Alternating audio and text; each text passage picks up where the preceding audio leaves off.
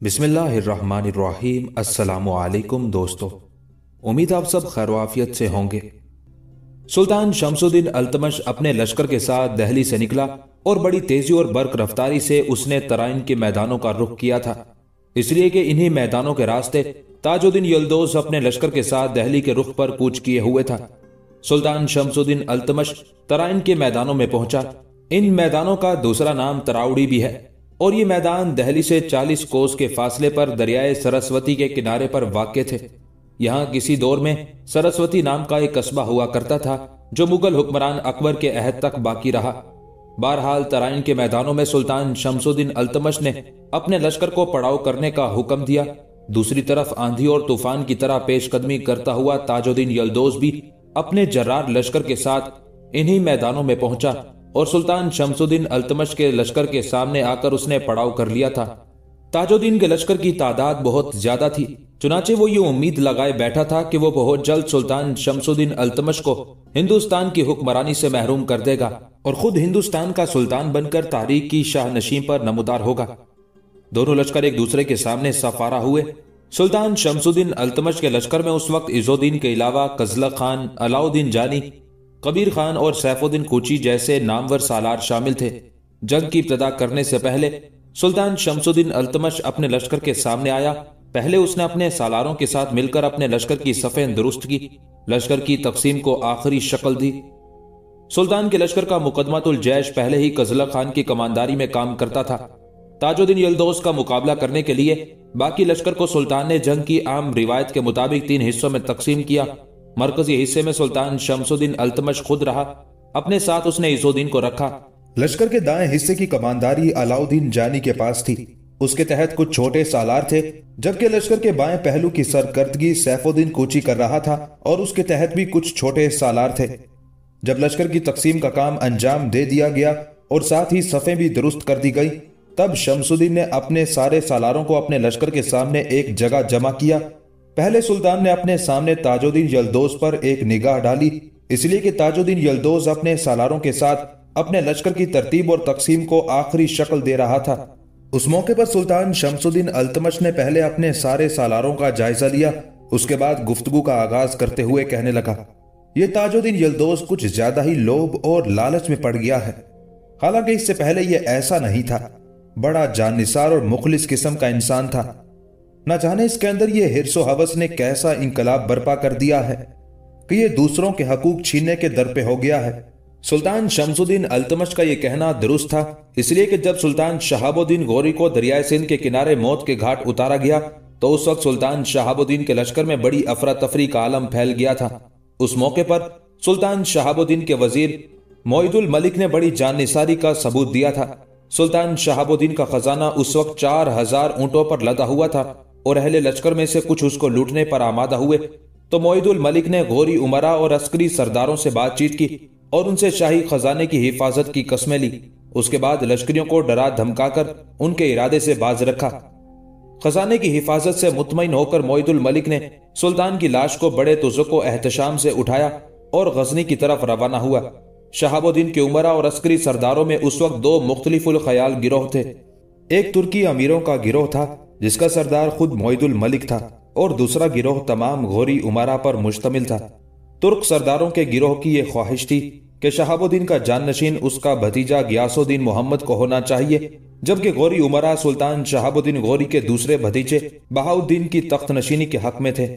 इन दोनों गिरोहों में रास्ते में इख्तलाफ राय का इजहार हुआ। जब ये लश्कर बेहाकिम पेशावर के करबो जवार में पहुंचा, उन उमरा की बाहमी मुखालफत शदीद रंग इख्तियार कर गई। मोइदुल मलिक और उसके तुर्की गिरोह का यह ख्याल था कि करमान के रास्ते सफर तय किया जाए। इसकी वजह यह थी कि करमान के हुक्मरान ताजुद्दीन यल्दौज को अपना हम ख्याल बनाना मकसूद था। गौरी उमरा उसके खिलाफ थे। वो बामियान के करीबी रास्ते से सफर करने के हक में थे ताकि बामियान पहुंचकर शाही खजाना सुल्तान शहाबुद्दीन गौरी के भतीजे बहाउद्दीन के सपुर्द करके उसे सल्तनत का वारिस तस्लीम कर लिया जाए। इस बहसो तकरार में यहां तक नौबत पहुंची कि फरीकैन तलवारें निकालने पर आमादा हो गए। उस मौके पर मोइदुल मलिक ने बड़ी दूर अंदेशी से काम लिया वो मामला फहम गोरी उमरा के पास गया और उनसे बहुत मुलायम मगर बाअसर अल्फाज में गुफ्तगू करके उन्हें यकीन दिलाया कि इस वक्त शिवरान और करमान के रास्ते सफर करना हर तरह से मुनासिब है।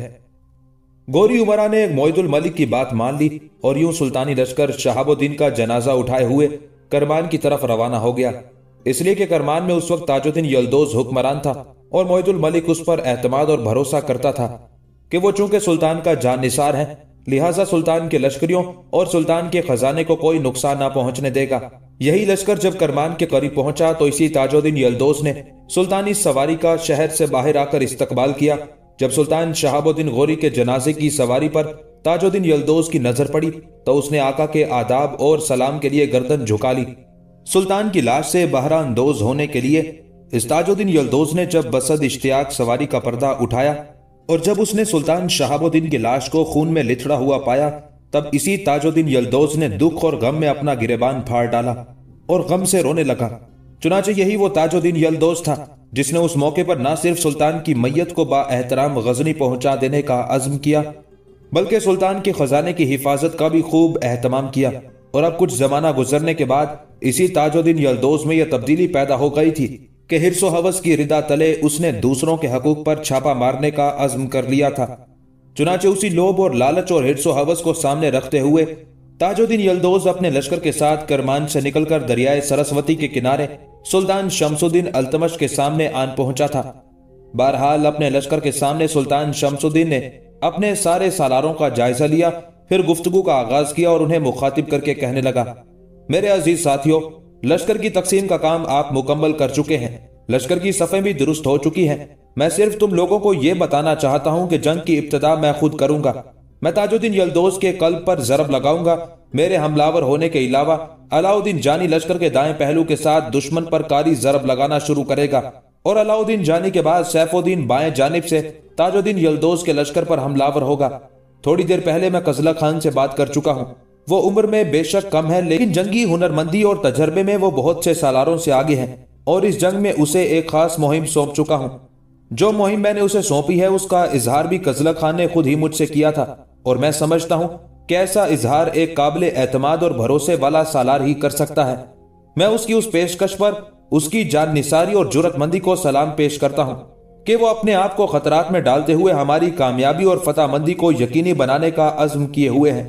बहरहाल जब दोनों लश्कर एक दूसरे से पूरी तरह टकरा जाएंगे, कजला खान अपने काम की इब्तिदा करेगा और मुझे उम्मीद है कि जंग के दौरान जो अंदाज वो अपनाएगा उससे ताजुद्दीन यल्दोज के लश्कर के अंदर बदनज़मी और अफरा तफरी फैलेगी, जबकि हमारे लश्करी अपनी फतह और कामयाबी को अपने सामने यकीनी तौर पर देखना शुरू कर देंगे। मेरे ख्याल में अब आप लोग अपने अपने हिस्से के लश्कर के आगे चले जाएं, इसलिए कि मैं वक्त जाया नहीं करना चाहता, ताजुद्दीन यल्दोज पर जरब लगाना चाहता हूँ। चुनाचे सुल्तान शमसुद्दीन अल्तमश और इज़ुद्दीन लश्कर के वस्ती हिस्से के सामने उस्तवार हो गए। अपने छोटे सालारों के साथ अलाउद्दीन जानी लश्कर के दाएं पहलू और सैफुद्दीन कूची अपने मातहतों के साथ लश्कर के बाएं पहलू के आगे चला गया था, जबकि कजला खान अपने घोड़े को सर पर दौड़ाता हुआ अपने लश्कर के पीछे उस जगह आया जहां लश्कर का पड़ाव था और वहीं वो मुकदमतुल जैश था जिसका सालार कजला खान था और जंग के दौरान इसी मुकदमतुल जैश के साथ कजला खान ने हरकत में आना था। अपने लश्कर की सफ़ें दुरुस्त करने, सारे सालारों को उनके लश्कर के हिस्से के सामने उस्तवार करने और अपनी पूरी तैयारी के बाद हमलावर होने की इब्तिदा सुल्तान शमसुद्दीन अल्तमश ने की। चुनाचे अपने हिस्से के लश्कर को सुल्तान ने आगे बढ़ाया और आसूदा फिजाओं को सुलगते लम्हात में बदल देने वाली जहर भरी आवाजों की तरह हमलावर हुआ था। सुल्तान के हमलावर होने के बाद दाएं हिस्से का कमांडर अलाउद्दीन जानी भी हरकत में आया और वो भी ताजुद्दीन यल्दोज के लश्कर के बाएं पहलू पर पामाल करने वाली मौत की तरह टूट पड़ा था। अलाउद्दीन जानी के बाद सैफुद्दीन कोची ने अपने काम की इब्तिदा की और वो सुल्तान के बड़े बाएं पहलू को हरकत में लाता हुआ ताजुद्दीन यल्दोज के दाएं पहलू पर हर शय पर अजाब शिकनी तारी करते खशमगी अनासिर की तरह हमलावर हुआ था। जवाबी कार्रवाई करते हुए ताजुद्दीन यल्दोज भी अपने लश्कर के सारे हिस्सों के साथ सरकश आंधियों, बेरोक तूफानों, कजा के नकारों और मौत की मुतलाशी आंखों की तरह हमलावर हुआ था। यूं दोनों लश्कर एक दूसरे पर टूट पड़े थे। रज़्मगाह में अंदेशों की रेत, जबल की शबरंग धूल उड़ने लगी थी। प्यासे शराब, मौत की चाल, तल्ख हकाइक ने फना की एक अंधी पुकार का तूफान खड़ा कर दिया था। गुर्जों के सायों, तीरों की सरसराहट तले बड़े बड़े सूरमा जेरो सरनिगू होने लगे थे। जिस वक्त दोनों लश्कर अपनी पूरी ताकत और कुव्वत के साथ एक दूसरे से टकरा रहे थे, अचानक शमसुद्दीन अल्तमश के लश्कर के पुश्ती हिस्से से कजला खान अपने मुकदमतुल जैश के साथ अपने लश्कर के बाएं पहलू के एक तरफ से होता हुआ आगे बढ़ा और जोरदार अंदाज में तकबीरें बुलंद करता हुआ ताजुद्दीन यल्दौज के लश्कर के दाएं पहलू पर हमलावर हुआ था। कजला खान का यह हमला ऐसा खौफनाक था कि ताजुद्दीन यल्दौज के लश्कर का बायां पहलू उसने कुचल कर रख दिया था और ताजुद्दीन यल्दौज के उस हिस्से में अफरा तफरी और बदनज़मी फैलना शुरू हो गई थी। उसका असर यह हुआ कि उस हिस्से के लश्करी दरमियानी हिस्से की तरफ खिसकने लगे थे, इसलिए कि सामने की तरफ से अलाउद्दीन जानी और पहलू की तरफ से कजला खान ने ताजुद्दीन यल्दौज के उस लश्कर का बड़ी तेजी से कत्लेआम शुरू कर दिया था और जिसके बाइस अपने साथियों को अपने सामने कटी हुई फसल की तरह गिरते देखकर बाकी लश्करी अपनी जानें बचाने की खातिर लश्कर के वस्ती हिस्से की तरफ खिसकने लगे थे, जिसकी कमांदारी खुद ताजुद्दीन यल्दौज कर रहा था। उस सूरत हाल ने ताजुद्दीन यल्दौज के वस्ती हिस्से को भी काफी मुतासिर किया और वहां भी बददिली और अफरा तफरी के आसार नमूदार होना शुरू हुए। आखिर एक कान से दूसरे कान तक यह खबर फैलने लगी कि सुल्तान शमसुद्दीन अल्तमश के लश्कर ने ताजुद्दीन यल्दौज के लश्कर के दाएं पहलू को रौंद कर रख दिया है। अब दायां पहलू नहीं है और उसके बचे कुचे लश्करी ताजुद्दीन यल्दौज के वस्ती हिस्से में जा शामिल हुए हैं।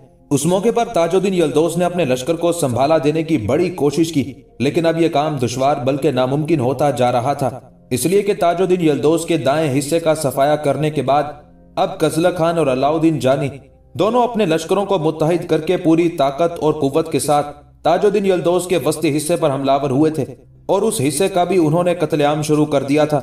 चुनाचे वस्ती हिस्सा भी बुरी तरह मजरूह हुआ और फिर थोड़ी देर की मजीद जंग के बाद ताजुद्दीन यल्दौज की बदकिस्मती कि वो गिरफ्तार हो गया।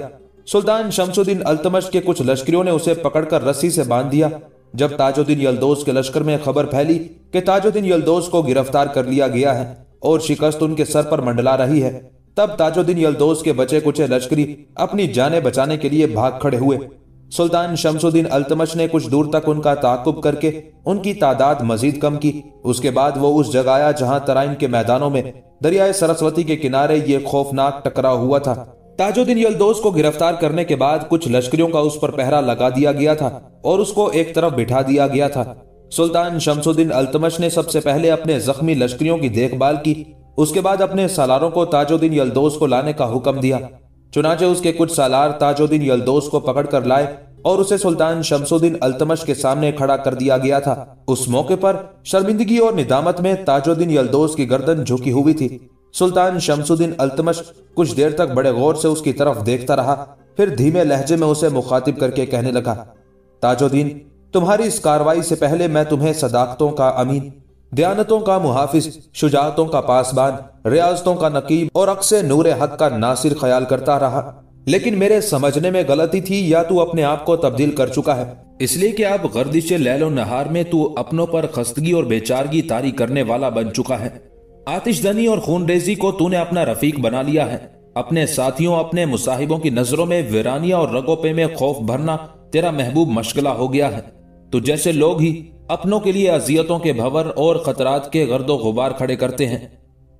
अगर तू किसी मुश्किल वक्त में मुझे मदद के लिए पुकारता या तुझे किसी चीज की जरूरत थी, मुझे आवाज देता तो तू देखता मैं तेरे लिए तहफ्फुज का शाहिद, रफाकतों का फरोग, इरादतमंदी की सुबह, दिफा का शहाब साकिब साबित होता। लेकिन तूने उल्टा मुझे ही हदफ बनाने का तहिया कर लिया, मेरे इलाकों पर ही हमलावर होकर मुझे ही मेरे मनसब से अलहदा करके मेरे लिए खून की नदियां बहाने का इरादा कर लिया। ताजुद्दीन, वो लोग जो अपनों के लिए अलमियों का किस्सा, मौत का गर्दो गुबार और बदमस्तियों की हैजान अंगेजी बनते हैं, उन्हें माफ नहीं किया जा सकता। ऐसे लोगों को माफ करना खुद अपने ही पांव पर कुल्हाड़ी मारने के मुतरादिफ है। लिहाजा मैं तुझे माफ नहीं करूंगा, तुझे असीरी और कैद में रखूंगा। चुनाचे चंद रोज वहां कयाम करने के बाद सुल्तान शमसुद्दीन अल्तमश ने अपने लश्कर के साथ दहली की तरफ कूच किया और ताजुद्दीन यल्दौज को बदायूं के किले में कैद कर दिया। ताजुद्दीन यल्दौज ने उसी किले के अंदर ही वफात पाई थी। एक रोज उज्जैन शहर के मंदिर महाकाल के बड़े दरवाजे के सामने एक शख्स नमूदार हुआ जो खूब कद काठ का था, चेहरे से जराइम पेशा लगता था, आंखों में शरारत टपकती थी, पेशानी पर सलवटें थी। महाकाल मंदिर के सदर दरवाजे पर आकर वहां जो मंदिर के मुहाफिज थे उन्हें मुखातिब करके कहने लगा, मुझे महाकाल मंदिर के बड़े पंडित से मिलना है। इस पर एक मुहाफिज उसे मुखातिब करके कहने लगा, पहले अपना नाम कहो, तुम्हारा नाम क्या है? इस पर आने वाला कहने लगा, मेरा नाम कौर है और मैं करामती हूँ। देखो मुझे रोकना मत। मैं मुसलमानों के सुल्तान शमसुद्दीन अल्तमश के खिलाफ तुम्हारे मंदिर महाकाल के बड़े पंडित से एक इंतहाई अहम मौजू पर गुफ्तगू करना चाहता हूँ। इस पर वही मुहाफिज आने वाले उस शख्स को जिसने अपना नाम कौर बताया था मुखातिब करके कहने लगा, इस वक्त महाकाल मंदिर में दो बड़े पंडित हैं, एक माधुराव, दूसरा मंगलदेव, किससे मिलोगे? इस पर कौर नाम का वो शख्स कहने लगा, मैं दोनों ही से मुलाकात करना चाहूंगा। उसके बाद वो मुहाफिज कहने लगा, अगर ये बात है तो फिर मेरे साथ आओ। कौर नाम का वो शख्स उस मुहाफिज के साथ हो लिया। एक कमरे के सामने रुककर उसे मुखातिब करके कहने लगा, रुको, मैं पहले पंडितों का पता करता हूं, फिर तुम्हें उनसे मिलाता हूं। वो कमरे में दाखिल हुआ। थोड़ी देर बाद वो उस कमरे से निकला। उसके चेहरे पर मुस्कुराहट थी। चुनाचे कौर नाम के उस शख्स को मुखातिब करके कहने लगा, तुम्हारी खुशकिस्मती के इस वक्त दोनों बड़े पंडित माधुराव और मंगलदेव इस कमरे में बैठे किसी मौजू पर गुफ्तगू कर रहे हैं। मैंने उनसे तुम्हारी आमद का जिक्र किया है, चुनाचे उन्होंने तुम्हें तलब कर लिया। तुम अंदर जाओ, जो गुफ्तगू उनसे करना चाहते हो कर लो। उस मुहाफिज के उन अल्फाज पर कौर खुश हो गया था, लिहाजा उस कमरे में दाखिल हुआ। माधुराव और मंगलदेव दोनों उसे देखकर उठ खड़े हुए, पुरजोश अंदाज में उससे मुसाफा किया। साथ ही कौर नाम के उस शख्स से अपना तारुफ करवाया। तीनों जब बैठ गए तब माधुराव कौर को मुखातिब करके कहने लगा, हमारे मुहाफिज ने हमें बताया है कि तुम्हारा नाम कौर है, करामती हो और मुसलमानों के सुल्तान शमसुद्दीन अल्तमश के खिलाफ हमारे साथ गुफ्तगू करना चाहते हो। कहो तुम क्या कहना चाहते हो? जवाब में वो करामती अपने होंठों पर जबान फेरते हुए कहने लगा, खानदाने गुलामा के इन मुसलमान हुक्मरानों ने और इससे पहले इनके आकाओं ने हमें सख्त नुकसान पहुंचाया। आप जानते हैं मुल्तान के अलावा हिंदुस्तान के और बहुत से इलाकों में भी हमारी गिरफ्त थी, और फिर मुल्तान में तो करामता की बड़ी मजबूत और मुस्तहकम हुकूमत थी। उस हुकूमत पर पहले गजनी के सुल्तान महमूद ने जरब लगाई, लेकिन उसके बाद हम फिर मुल्तान पर गालिब आ गए और अपनी पहली ताकत और कुव्वत को बहाल कर लिया। उसके बाद शहाबुद्दीन गौरी ने मुल्तान पर जरब लगाई और हमें नाकाबिले तलाफी नुकसान पहुंचाया, लेकिन हमने भी शहाबुद्दीन गौरी से खूब इंतकाम लिया। जिस वक्त वो हिंदुस्तान से काबुल के रास्ते गौरो गजनी की तरफ जा रहा था, दरियाए सिंध के किनारे हमारे आदमी ने उस पर हमलावर होकर उसका काम तमाम कर दिया और मुल्तान पर उसके हमलावर होने का इंतकाम उससे खूब लिया। अब मैं तुम लोगों के पास इस गरज से आया हूं कि हम सुल्तान शमसुद्दीन अल्तमश के खिलाफ हरकत में आने के दर पे हैं। शहाबुद्दीन गौरी के मुल्तान पर हमलावर होने के बाद हम करामतियों की कुव्वत बिखर चुकी है। इस वक्त हमारे लोग हिंदुस्तान के मुख्तलिफ शहरों में फैले हुए हैं। मैं उन्हें यकजा करके मुसलमानों के सुल्तान शमसुद्दीन अल्तमश के खिलाफ हरकत में लाते हुए हिंदुस्तान से उनकी हुकूमत को खत्म कराना चाहता हूं। और ये सोचो कि जब हिंदुस्तान से मुसलमानों की हुकूमत खत्म हो जाएगी तो अज खुद हिंदुस्तान की हुकूमत तुम लोगों के कब्जे में आ जाएगी। अब बोलो, क्या तुम मेरे साथ इस सिलसिले में ताउन करने के लिए तैयार हो? कैसा ताउन? इस बार मंगलदेव ने गौर से कौर की तरफ देखते हुए कहा था, मैं चाहता हूं हिंदुस्तान में हमारे मुसल्ला जवान और जंगजू जो खुफिया तौर पर अपने दुश्मनों पर हमलावर होने की हुनरमंदी में जवाब नहीं रखते, उन्हें किसी मकाम पर यकजा किया जाए। मैंने बहुत से लोगों से महाकाल मंदिर के इस्तेहकाम का सुना है। मुझे बताया गया है कि इसके अंदर बेशुमार तहखाने हैं जहां बड़ी से बड़ी ताकत और कुव्वत को भी बड़े महफूज अंदाज में रखा जा सकता है। मैं चाहता हूं कि तुम लोग अगर मेरे साथ ताउन करो तो मैं हिंदुस्तान में फैले हुए करामतियों को यहां जमा करूं। इसके बाद मैं जब देखूं कि अब मैं ताकत पकड़ गया हूं तो फिर मैं अपने कुछ आदमियों को दिल्ली की तरफ रवाना करूंगा जो शमसुद्दीन अल्तमश पर उस वक्त हमलावर होंगे जब वो नमाज अदा कर रहा होगा। नमाज के दौरान ही उसका खात्मा कर दिया जाएगा। उसके साथ जो उसके सारे उमरा और सालार होंगे उन्हें भी मौत के घाट उतार दिया जाएगा। और ये सोचो कि जब ऐसा हो जाएगा तो मुसलमानों की हुकूमत हिंदुस्तान से खत्म हो जाएगी और हुकूमत की बागडोर यहाँ के हिंदू संभाल लेंगे। क्या इसमें तुम लोगों का फायदा नहीं? कौर जब खामोश हुआ तब माधुराव और मंगलदेव ने थोड़ी देर तक खुसर फुसर करते हुए मशवरा किया। फिर माधुराव कौर को मुखातिब करके कहने लगा, तुम एक अच्छे काम की इब्तदा करना चाहते हो। अगर तुम हिंदुस्तान की हुकूमत मुसलमानों से छीनकर हिंदुओं के हवाले करना चाहते हो तो मैं समझता हूं इससे बुलंद और अच्छा काम कोई हो ही नहीं सकता।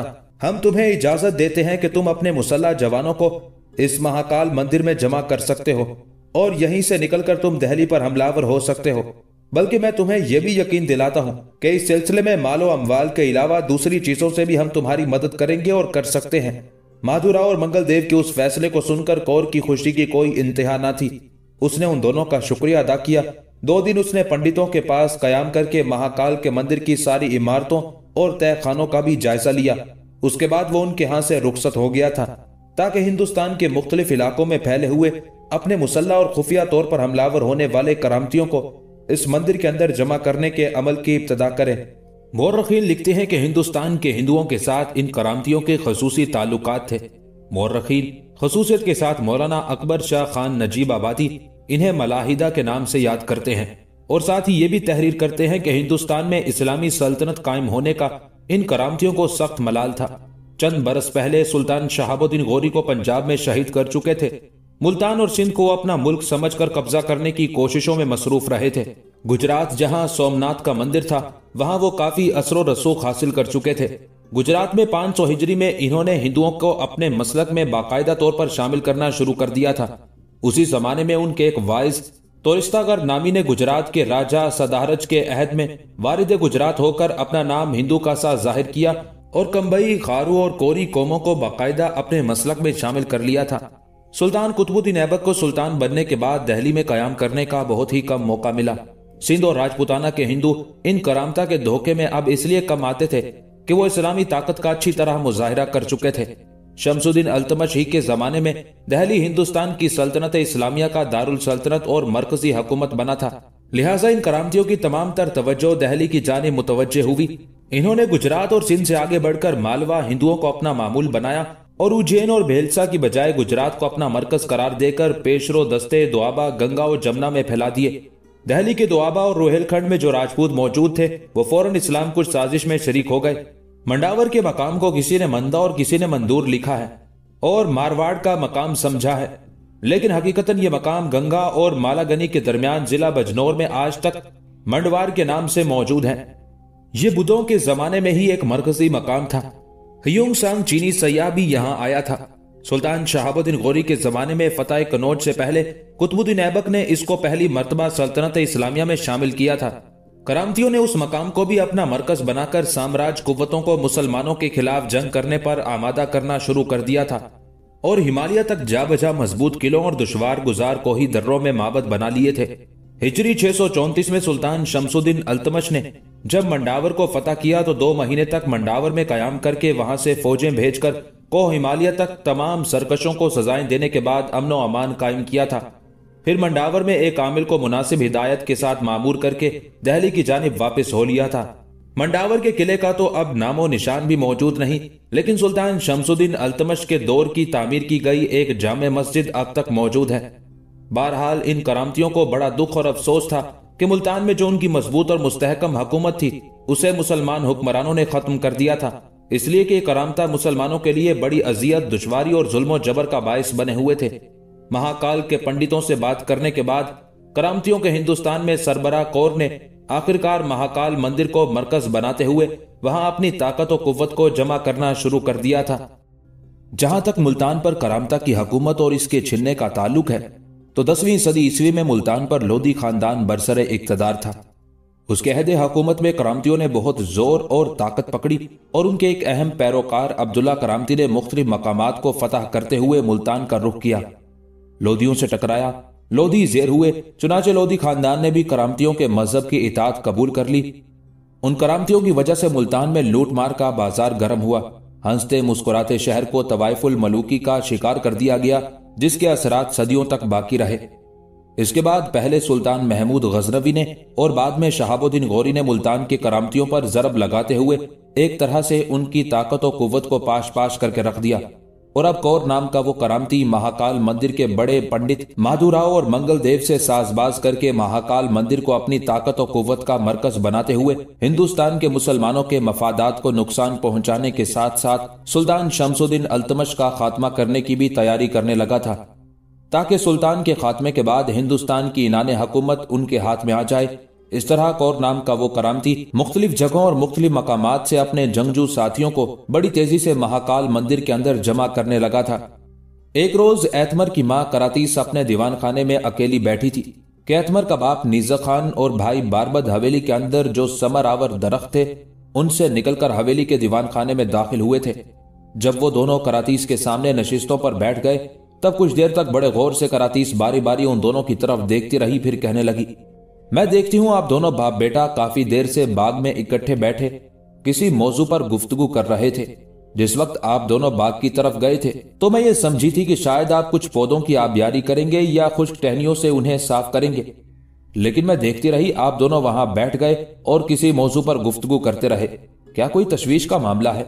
उस मौके पर निज़्ज़ा खान और बारबत दोनों बाप बेटे ने बड़े गौर से एक दूसरे की तरफ देखा और फिर निज़्ज़ा खान अपनी बीवी करातीस की तरफ देखते हुए कहने लगा, फिक्रमंदी का मामला नहीं, लेकिन खुशी के एक मामले पर हम दोनों बाप बेटे ने गुफ्तगू की है।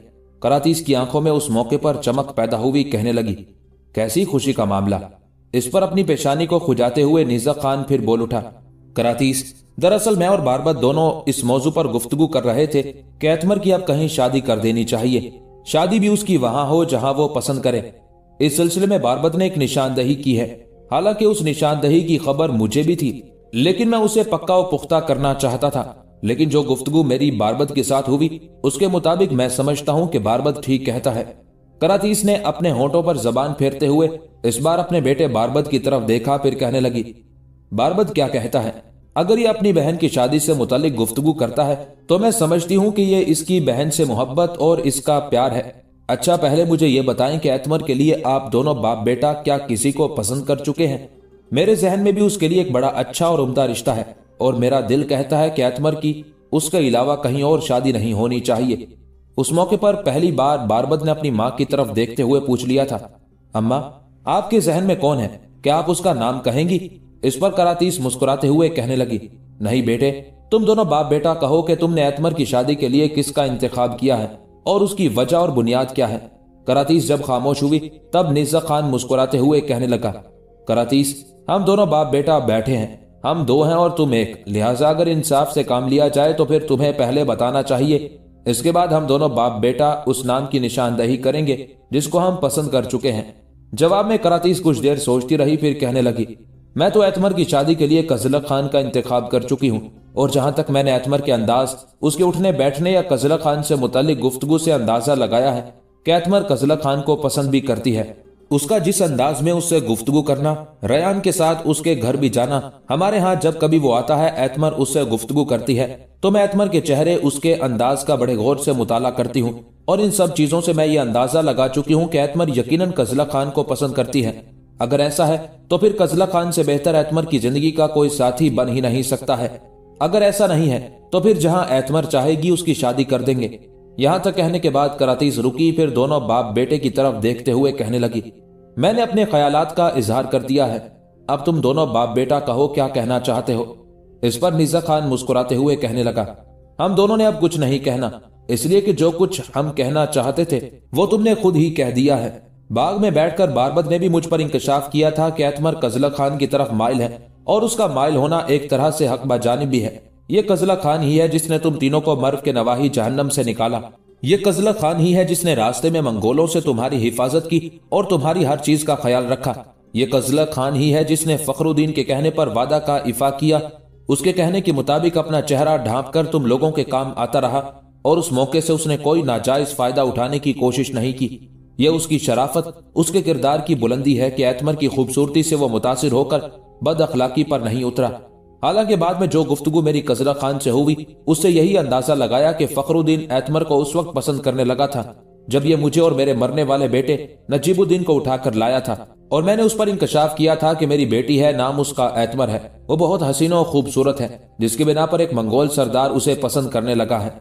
मेरे ख्याल में मेरे उन्हीं अल्फाज से मुतासिर होकर ये फखरुद्दीन एतमर पर रीझ गया था, लेकिन उस बदबख्त की इतनी हिम्मत और जुर्रत ना थी कि तुम तीनों को मर्व से निकाल कर लाता, बल्कि उसने एतमर को हासिल करने के लिए कजलक खान का सहारा लिया। कजलक खान भी चुप रहा।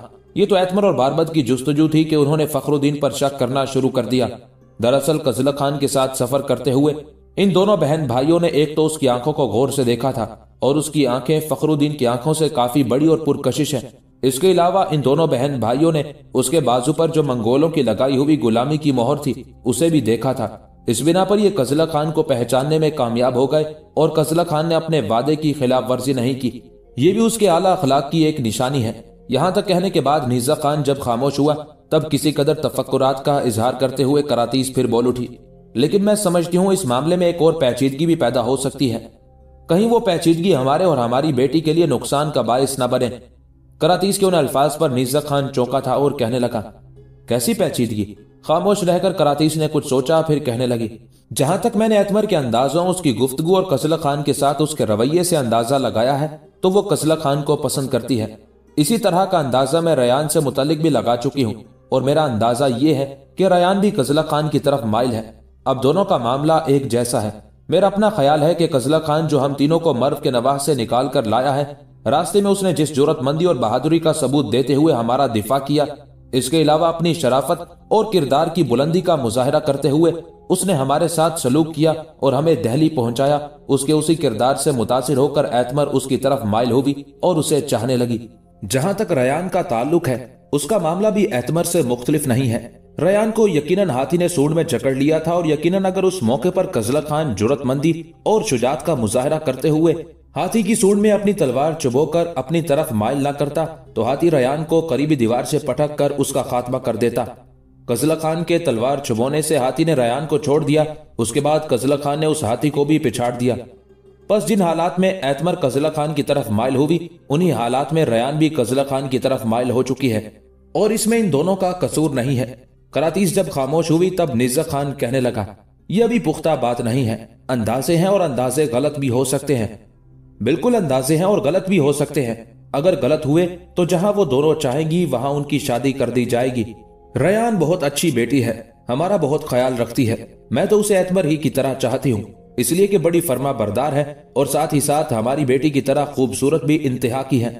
यहां तक कहने के बाद करातीस जब खामोश हुई तब कुछ देर खामोशी रही। उसके बाद निज़्ज़ा खान ने गुफ्तगू को आगे बढ़ाते हुए कहना शुरू किया, करातीस, इस वक्त एतमर और रयान दोनों फूल खरीदने बाजार गई हुई है, इसलिए कि शाम से जरा पहले ताजुद्दीन यल्दौज की मुहिम कामयाबी से तय करने के बाद लश्कर शहर में दाखिल होगा और मेरा अंदाजा है कि ये जो फूल खरीदने गई हैं वो फूल आम लश्करियों पर कम और कजला खान पर ज्यादा निछावर करेंगी।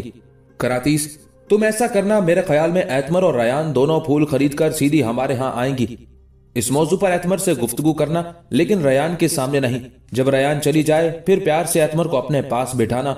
उस पर यह इंकशाफ मत करना कि हमने यह अंदाजा लगा लिया है कि वो कजला खान को पसंद करती है, लिहाजा उसे उसकी जिंदगी का साथी बनाने का तहिया कर चुके हैं। उससे गुफ्तगू ही इस अंदाज में करना कि बेटी, अब तू जवान हो गई है, लिहाजा तेरा बाप चाहता है कि कहीं तेरी शादी तय कर दी जाए। उससे यह भी पूछना कि बेटी, अगर तेरी कहीं मर्जी है तो बता, वरना तेरा बाप अपनी मर्जी से कहीं अच्छी जगह तेरा रिश्ता कर देगा। फिर एतराज मत करना। जब तुम इस अंदाज में एतमर से गुफ्तगू करोगी तो फिर मेरे ख्याल में वो अपने ख्यालात और जज्बात का इजहार जरूर करेगी और फिर वो जैसा कहेगी ऐसा कर लेंगे।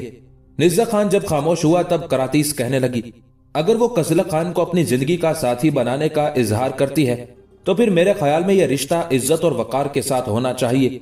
वो किस तरह? गौर से करातीस की तरफ देखते हुए निज़्ज़ा खान ने पूछ लिया था। जवाब में हल्की हल्की मुस्कुराहट में करातीस फिर कह रही थी, वो इस तरह के रिश्ता कजला खान की तरफ से तलब किया जाए, इसमें हमारा भी वकार बुलंद होगा और हमारी बेटी एतमर की भी इज्जत अफजाई होगी। निज़्ज़ा खान ने कुछ सोचा। उस मौके पर उसका बेटा बारबत बड़े गौर से उसकी तरफ देख रहा था। फिर निज़्ज़ा खान बोल उठा, करातीस, तुम्हारा अंदाजा भी दुरुस्त है। इस मौके पर मेरे जहन में ख्याल आता है, मैं इस सिलसिले में इज़ुद्दीन से मिलूंगा, लेकिन तुम पहले एतमर से बात करना और फिर उस गुफ्तगू के बाद अगर एतमर ने कजला खान से अपनी वाबस्तगी का इजहार कर दिया तो फिर मैं इज़ुद्दीन के पास जाऊंगा और उससे कहूंगा कि हमारी बेटी कजला खान को पसंद करती है। मैं इज़ुद्दीन से कोई बात छुपाऊंगा नहीं, साफ साफ कहूंगा और साथ ही इज़ुद्दीन से यह भी कहूंगा कि अब हमारी इज्जत, हमारा वकार इसमें है कि यह रिश्ता कजला खान की तरफ से मांगा जाए। इस तरह हमारी और हमारी बेटी दोनों की इज्जत अफजाई होगी। निज़्ज़ा खान के उन ख्यालात से बारबत और करातीस दोनों ने खुशी का इजहार किया था। यहां तक कहते कहते निज़्ज़ा खान को रुक जाना पड़ा, इसलिए कि उसी वक्त दीवान खाने की तरफ आने वाली राहदारी पर हसीन और खूबसूरत एतबर नमूदार हुई थी। वो अपने दोनों हाथों में फूलों से भरे हुए बड़े बड़े थैले उठाए हुए थी। उस मौके पर बारबत अपनी जगह से जस्त लगाकर उठा, भागता हुआ आगे गया। पहले एतमर से एक थैला लिया, फिर जब दूसरा लेना चाहा तब एतमर ने बड़े प्यार से उसके सर पर हाथ फेरा, फिर कहने लगी, मेरे भाई, तुम एक पकड़ो, दूसरा मैं संभाल लूंगी। फिर दोनों बहन भाई फूलों भरे वो थैले उठाकर दीवान खाने में दाखिल हुए। उस मौके पर निज़्ज़ा खान ने फूलों का जायजा लिया, फिर कहने लगा, एतमर मेरी बच्ची, तुम रयान के साथ फूल खरीदने गई थी, तो ये फूल जो तुम लेकर आई हो ये थोड़े नहीं है, ये तो। निज़्ज़ा खान को खामोश हो जाना पड़ा, इसलिए कि निज़्ज़ा खान के पहलू में बैठते हुए बड़े प्यार से एतमर कहने लगी, बाबा, ये फूल तोड़े नहीं है, आप ये समझ रहे होंगे कि इनमें से रयान भी लेगी और उसके अहले खाना भी इसी में से लेंगे। नहीं, वो अपने हिस्से के फूल अपने घर ले गए हैं। इस पर निज़ा खान गौर से एतमर की तरफ देखते हुए कहने लगा, तो क्या तुम अकेली आई हो बेटी? एतमर मुस्कुराई और कहने लगी, बाबा मैं अकेली नहीं आई, बाजार में रयान लबाना और उनका भाई कदर खान गए हुए थे। कदर खान मुझे हवेली के दरवाजे तक छोड़ गया है। मैं तो उसे अंदर ला रही थी, लेकिन वो कह रहा था कि मैं जाता हूं इसलिए कि लश्कर के इस्तकबाल की तैयारी भी करनी है, लिहाजा ये जो इन दोनों थैलों में फूल हैं ये सिर्फ हमारे लिए हैं। इस पर निज़ा खान खुशी का इजहार करते हुए कहने लगा, अगर ये मामला है तो फिर ये फूल हमारे लिए काफी हैं। उस मौके पर निज़ा खान ने आंख से मखसूस इशारा बारबत को किया, साथ ही एतमर को मुखातिब करते हुए कहने लगा, बेटी तुम दोनों माँ बेटी बैठो, मैं और बारबत जरा हवेली के समरावर पौधों की देखभाल करते हैं। उसके साथ ही निज़ा खान और बारबत दीवान खाने से उठकर चले गए थे। उनके जाने के थोड़ी देर बाद तक खामोशी तारी रही। फिर गुफ्तगू का आगाज करातीस ने किया और एतमर की तरफ देखते हुए कहने लगी, बेटी तू बाजार गई हुई थी और तेरे आने पर ये जो तुम्हारा बाप और भाई मेरे पास बैठे हुए थे तो तुम्हारे मुतालिक ही गुफ्तगू हो रही थी। मेरे मुतालिक गुफ्तगू हो रही थी? अपनी माँ की तरफ गौर और ताज्जुब से देखते हुए एतमर बोल उठी थी, हाँ बेटी, तुम्हारा बाप चाहता है कि मेरी बेटी जवान हो गई है, लिहाजा उसकी शादी कर देनी चाहिए। इस बिना पर तुम्हारा बाप और भाई दोनों चाहते हैं कि तुम्हारी शादी का एहतमाम कर दिया जाए। शादी ना हो तो कम से कम तुम्हारी मंगनी तय हो जानी चाहिए। ताकि यहां तक कहते कहते करातीस को खामोश हो जाना पड़ा, इसलिए कि एतमर बोल उठी, अम्मा क्या बाबा और भाई मुझसे तंग पड़ गए हैं कि मुझे इस कदर जल्दी हवेली से निकालने के दर पे है? अभी तो मेरी उम्र ही कुछ नहीं है, फिर शादी बड़ा अहम मसला है, इसमें लड़की की जिंदगी और मौत का सवाल होता है। वो दोनों बाप बेटा मुझे कहाँ ब्याहना चाहते हैं? एतमर के उन अल्फाज पर करातीस के चेहरे पर हल्का सा तबस्सुम नमूदार हुआ। फिर कहने लगी, बेटी वो सारा मामला तुम पर छोड़ते हैं। उन्होंने तुम्हारी शादी करने के लिए किसी का इंतखाब नहीं किया। उन्होंने मुझे यही कहा है कि इस मौजू पर तुमसे बातचीत करूं। बेटी अगर तुम्हारे जहन में कोई ऐसा है जिसे तुम अपनी जिंदगी का साथी बनाना चाहती हो तो खुलकर कहो। कल को ये ना कहना कि तुम्हारी शादी हमने तुम पर मुसल्लत करके की। ये काम हम तुम्हारी मर्जी तुम्हारी मंशा से करना चाहते हैं। यहां तक कहने के बाद करातीस रुकी, दोबारा एतमर को मुखातिब करके कहने लगी, बेटी मैं तेरी माँ हूं, मुझसे कोई बात मत छुपाना, साफ साफ कहना ताकि तुम्हारी ख्वाहिशात तुम्हारे जज्बात का एहतराम किया जा सके। बेटी मेरे जहन में भी एक ऐसी शख्सियत है जिससे मुतालिक मेरा ख्याल है कि शायद तुम उसे अपनी जिंदगी का साथी बनाना चाहोगी, लेकिन मैं उसका नाम नहीं लूंगी जब तक तू अपनी जबान से नहीं कहेगी। बेटी मैं तेरी माँ हूं, खुलकर मुझसे बात कर, जिससे तू चाहेगी उसी से तेरा ब्याह होगा, किसी दूसरे से नहीं। अब बोल, क्या तू किसी की तरफ माइल है? क्या तू किसी को पसंद करती है? उस मौके पर हल्का सा तबस्सुम एतमर के लबों पर नमूदार हुआ था। कहने लगी, अम्मा आप खुद ही तो कह रही हैं कि आपके जहन में एक ऐसी शख्सियत है जिसकी तरफ मैं माइल हो सकती हूँ, फिर आप मुझसे क्यों पूछती हैं? जवाब में करातीस मुस्कुराते हुए कहने लगी, नहीं बेटी मेरा अंदाजा गलत भी हो सकता है, तुम कहो तुम्हारे जहन में क्या नाम है?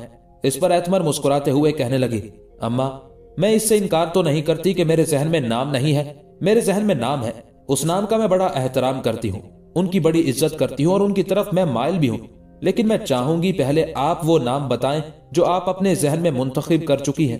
करातीस ने नफी में गर्दन हिलाई, कहने लगी, नहीं बेटी ऐसे तो मैं नहीं कहूंगी जब तक तुम अपनी जबान से नहीं कहोगी कि तुम अपनी जिंदगी का साथी किसको बनाना चाहती हो और कौन है जिसकी तरफ तुम माइल हो और जिसे तुम चाहती हो। उस मौके पर एतमर संजीदा हो गई, हिम्मत की, फिर खुलकर कहने लगी, अम्मा अगर ये बात है तो फिर सुनो, मैं कजला खान के अलावा किसी और से शादी करना पसंद नहीं करूंगी। अगर उनसे मेरा रिश्ता तय होता है तो मैं समझूंगी कि मैं दुनिया की खुशकिस्मत तरीन लड़की हूँ, और अगर उनसे मेरा रिश्ता तय नहीं होता तो फिर अम्मा इस हवेली में मुझे एक कमरा दे दीजिएगा जिसके अंदर मैं अपनी सारी जिंदगी मुजर्रद गुजार दूंगी और आपकी जात आपकी इज्जत पर कोई हर्फगिरी भी ना आने दूंगी। यहां तक कहने के बाद एतमर खामोश हुई, कुछ सोचा, फिर अपनी माँ को मुखातिब करके कहने लगी, अम्मा मैं जिसे पसंद करती थी उसका नाम आपसे कह दिया है, अब आप बताएं मेरे लिए आपके जहन में क्या नाम है?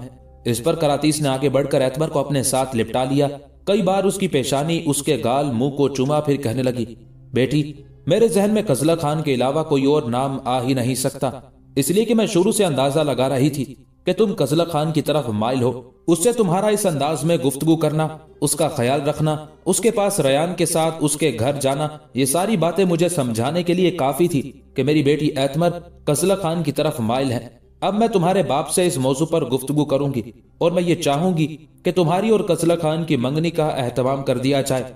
जब ऐसा हो जाएगा तो बेटी सबको पता होगा कि तुम कजला खान की मंगेतर हो। इस बिना पर इस रिश्ते के बाद कजला खान जब और जिस वक्त चाहेगा हमारे यहाँ आ सकेगा और तुम जिस वक्त और जब चाहोगी कजला खान से मिल सकोगी।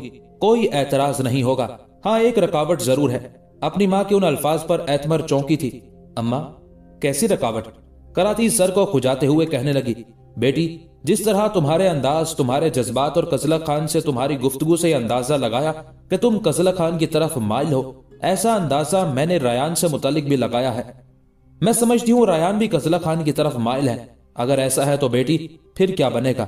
इस पर एतमर ने कह कहा लगाया, कहने लगी, अम्मा ऐसा है, मैं जानती हूँ रयान कजला खान की तरफ माइल है। जिस तरह मैं कजला खान को चाहती हूँ, उससे मोहब्बत करती हूँ, इसी तरह रयान भी उन्हें चाहती है। इसलिए कि हम दोनों के साथ कजला खान के सिलसिले में एक जैसा ही हादसा पेश आया था, जिसकी बिना पर हम दोनों उसकी तरफ माइल हो गई। अम्मा, ये सारा मामला कजला खान पर छोड़ेंगे। अगर वो हम दोनों में से किसी एक का इंतखाब करते हैं तब भी उनकी मर्जी। अगर वो हम दोनों को अपनी जिंदगी का साथी बनाने पर रजामंद हुए तो इसमें भी अम्मा मेरी और रयान की खुशी और खुशकिस्मती है। अम्मा, रयान मेरी राजदार है। वो जानती है कि मैं कजला खान को चाहती हूँ। मैं भी जानती हूँ कि रयान कजला खान से मोहब्बत करती है। इस बिना पर हम दोनों के दरमियान ना कोई राज है, ना कोई छुपी हुई चीज है। अम्मा, अब फैसला कजला खान पर छोड़ा जाए। उसके साथ ही एतमर उठी और कहने लगी, अम्मा बाकी बातें बाद में होंगी, मैंने अभी तैयारी भी करनी है, लश्कर के इस्तकबाल के लिए भी जाना है। मैं जरा अपने कमरे में जाती हूँ। उसके साथ ही एतमर वहां से उठकर चल दी थी। उसके जाने के थोड़ी देर बाद निसा खान और बारबत भी दीवान खाने में दाखिल हुए। उन्हें देखते ही बेपनाह खुशी का इजहार करते हुए करातीस कहने लगी, आपका और मेरा अंदाजा दुरुस्त है। एतमर कजला खान से मोहब्बत करती है और अपनी जबान से उसका इकरार कर चुकी है। अब बोले आप क्या चाहते हैं? करातीस के उन अल्फाज पर निसा खान और बारबत की खुशी की कोई इंतहा ना थी। फिर निसा खान कहने लगा, इस वक्त तो हमने लश्कर के इस्तकबाल की तैयारियों को आखिरी शक्ल देना है। मैं समझता हूँ हमारे लिए ये बहुत बड़ी खुशी है कि हमारी बेटी एतमर ने अपनी जबान से कह दिया कि वो कजला खान को पसंद करती है। अब इस सिलसिले में मैं इज़ोद्दीन से मिलकर इस मौजू पर गुफ्तगू करूंगा।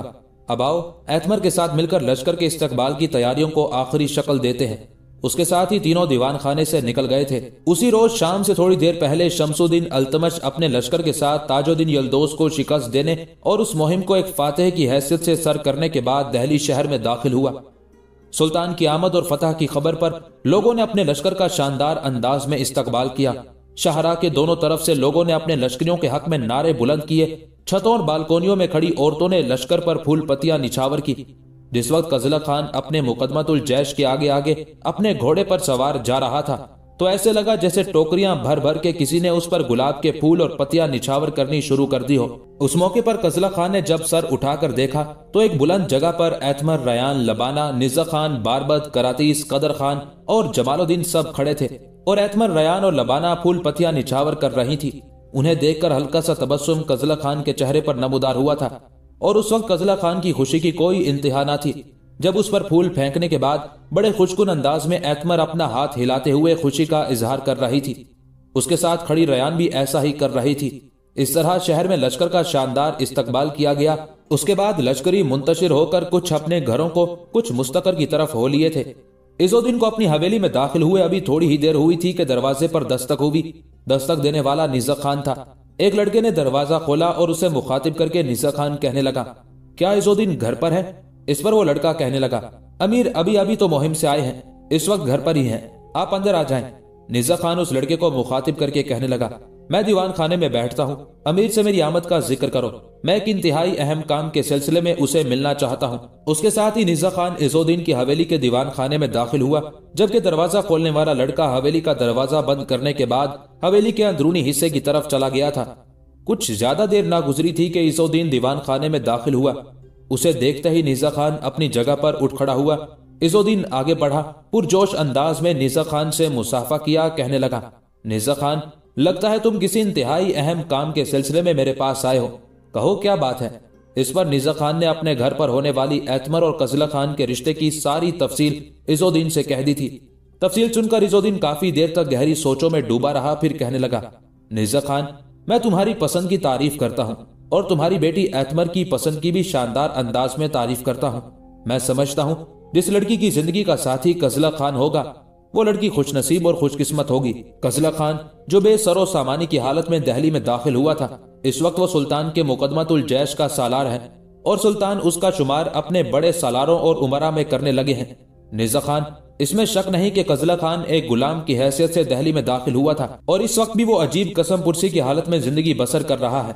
लेकिन जो हालात उसने मुझे अलहदगी में बताए थे उससे मुतालिक मैं तुमसे कहूं कि वो दरियाए आमू के उस पार करख्ताइयों के एक झेली कबीले के सरदार का बेटा है। उसके बाप ने मंगोलों के खिलाफ कारहाय नुमाया सर अंजाम दिए थे। जहां तक कजला खान का ताल्लुक है तो हरबो जरब की हुनरमंदी में ये भी लाजवाब है। मैं समझता हूं कि अगर तुम अपनी बेटी एतमर को उसके अक़द में देते हो तो मेरा अंदाजा है कि कजला खान उसे खूब खुश रखेगा। अब ये मामला तो तय है कि तुम्हारी बेटी एतमर कजला खान को पसंद करती है, लेकिन निज़ा खान, इस सिलसिले में कजला खान से भी बात करना होगी। उसका इंदिया और उसकी मर्जी और मंशा भी जानना होगी।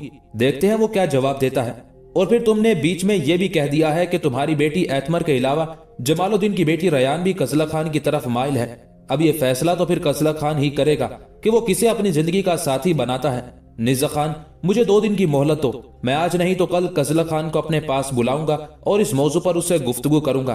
तुम ऐसा करना, परसों मेरे पास आना और कजला खान के साथ जो मेरी गुफ्तगू होगी उससे मुतालिक मैं तुम्हें आगाह कर दूंगा। अब बैठो, रात का खाना खाकर जाना। इस पर निज़ा खान उठकर खड़ा हुआ, कहने लगा, अमीर, खाना तो मैं खाकर आया हूँ। अब मैं आपकी खिदमत में परसों ही हाजिर होऊंगा। उसके साथ ही निज़ा खान इज़ोद्दीन की हवेली से निकलकर चला गया था। दूसरे रोज शाम के वक्त कजला खान इज़ोद्दीन की हवेली में दाखिल हुआ।